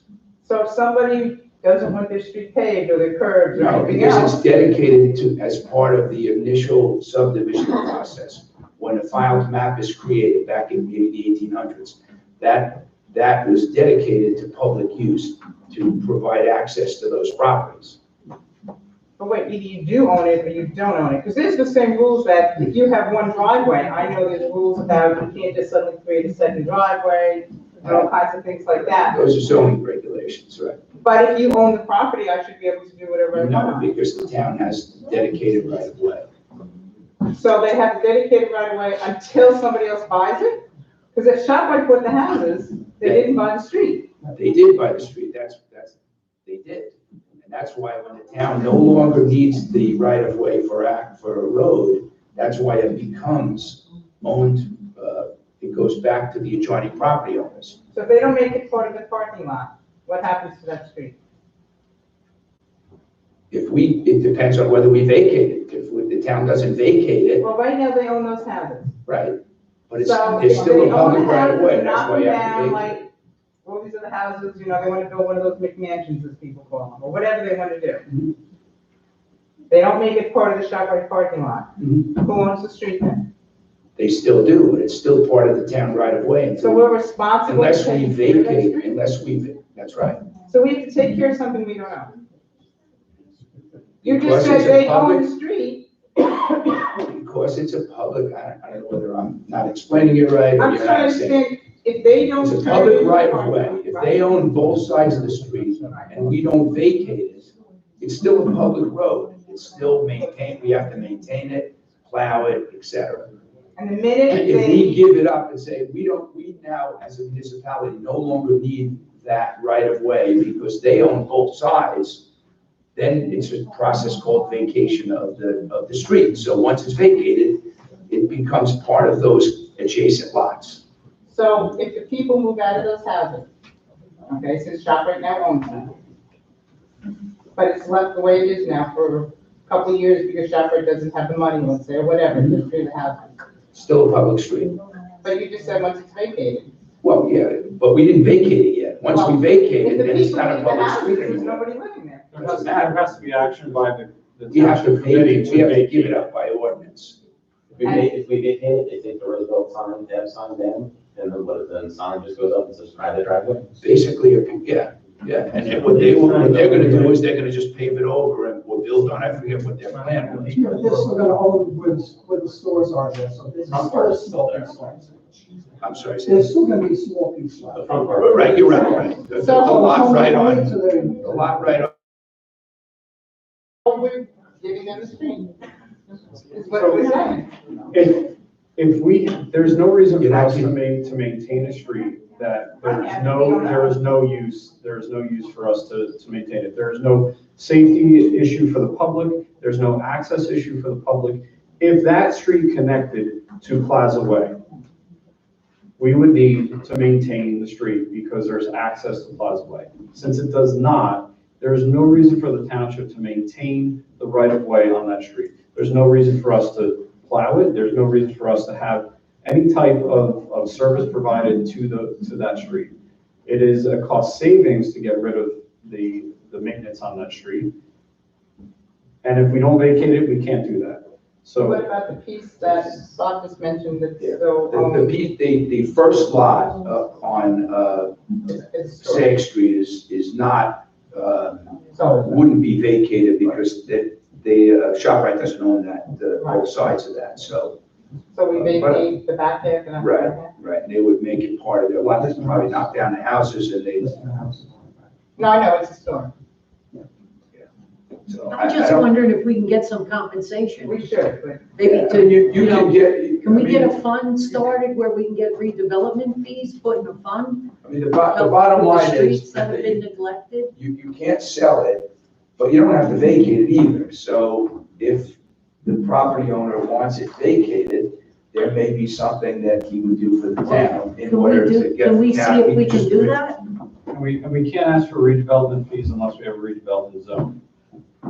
So if we're doing, we can. No, we could ask for like 50, They're all- we could ask for money to put into a sidewalk and curb, or sidewalk and tree initiative, some type of infrastructure. Well, They would have to freely agree to it. yeah, Yes. you're right. It Well, would be we're a gonna, we negotiation. spoke about this. I Joe's told you gonna the set thing, up a I meeting. know the gentleman isn't here, and I know he said that one thing does not set precedent for another. But if the people that are building where the diner and the bank are, okay, the floating rumors, they're also going for pilot. Now, will, whatever we do with the place across the street, will that set a precedent for them? In other words, like, oh. No, they said already no, said that, he no. said no. I know, but in other words, Everything they stands on can their take own. it to court and say, well, you did it for them, why not? No, it was a different court case. It had to do with the redevelopment and the COA, they brought the COA in, it was totally different. And it's all financial analysis, so they're. Well, Tucker is a multi-million-dollar, they really, I mean, I know we're giving them stuff, but So ShopRite, they don't Yeah, need but they, our money. I mean, how much money they have or other properties doesn't really affect, No, I know the court you case, know, it but, just stands on its own, so. okay. I just have one quick question. Maybe. Is the, going on her lane there, is the Roosevelt, is it both sides of the street? One's already been, all the houses are on town, on the other side. They now own both sides of the street. Okay, because, well, this afternoon I got an email saying that, the planning board needs to re-adopt the Ocean Park Housing Element and Fair Share Plan, the February meeting, and it's 562 pages, and from somebody who actually reads this stuff, I came across a map on there that puts half of Roosevelt in the affordable housing overlay part. Does that have any effect? Is that counted as some sort of affordable housing place we were gonna build So in? Memphis is not zoned, it's zoned residential, so it's probably included in the formula list, right? So if they just build there, does that affect, or What map? No, it's in, I'll show you. It's part of the 560 pages, I think, you can see it. What page? 47. Page Page 47. There you go. So, I'm just saying, so half of it is definitely the affordable housing overlay.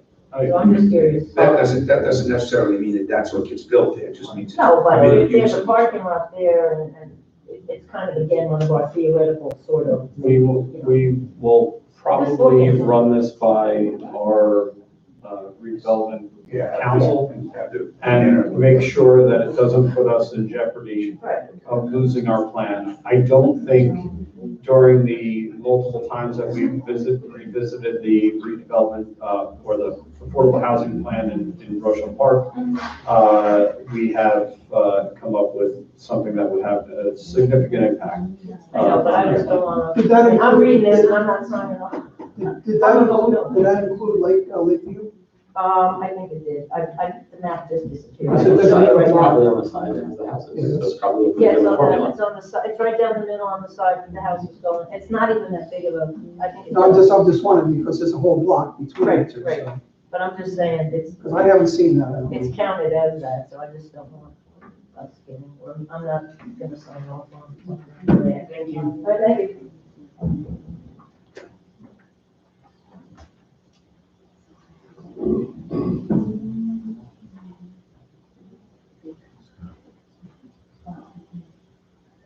These are quick questions too.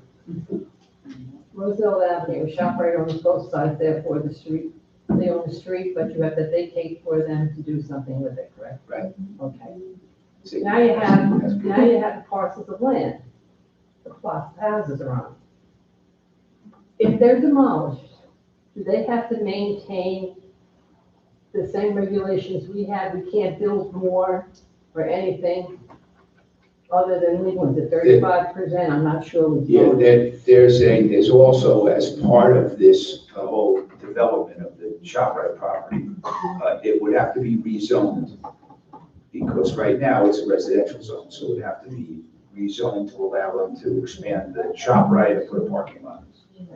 Because what I'm trying to express to you, council, is that Lot coverage.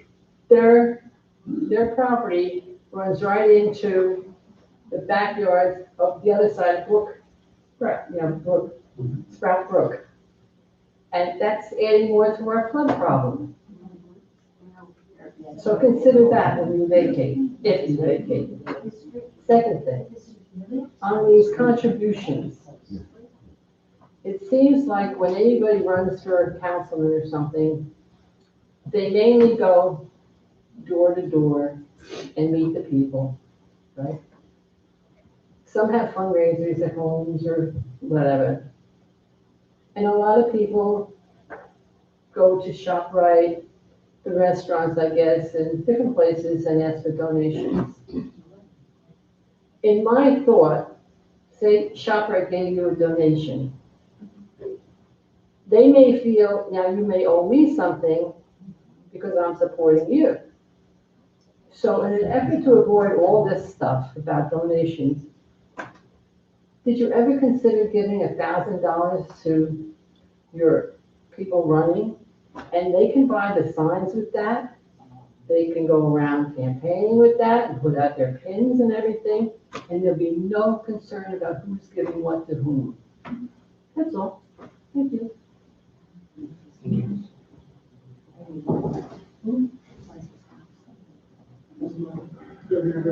My cigars.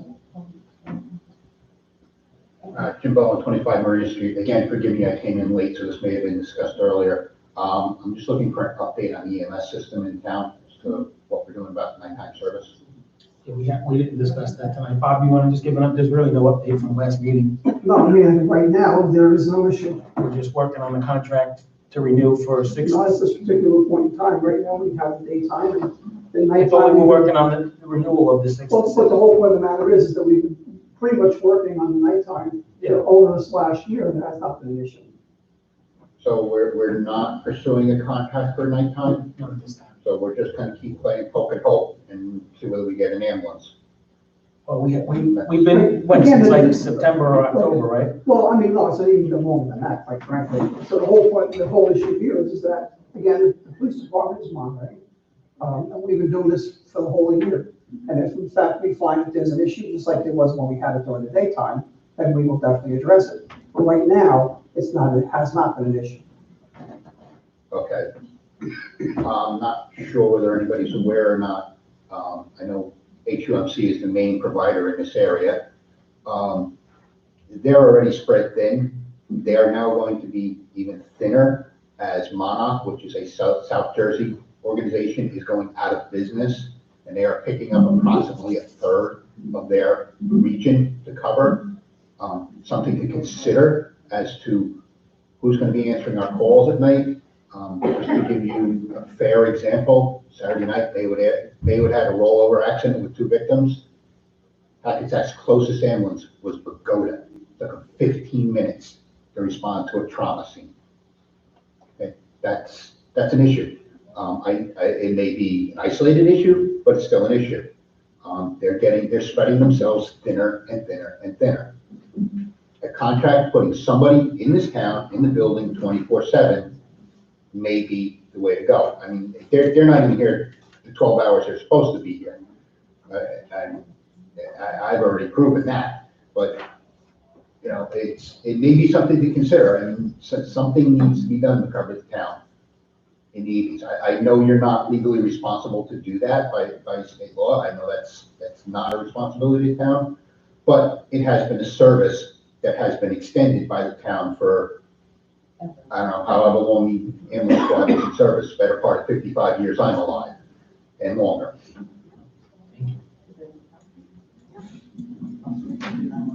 Motion to close public portion.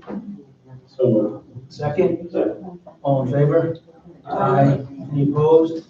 Any abstentions? Motion carries. Like wait. I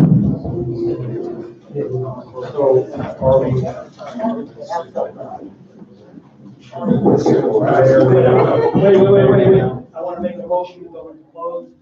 Motion. I'll second that. All in favor? Aye. Any abstentions? Are you voting? No, we didn't. Discussion. Any abstentions? Any opposed? One quick second. How are you? I am never running for office. I am never. I give you credit. Stand up and fight. I'm just saying.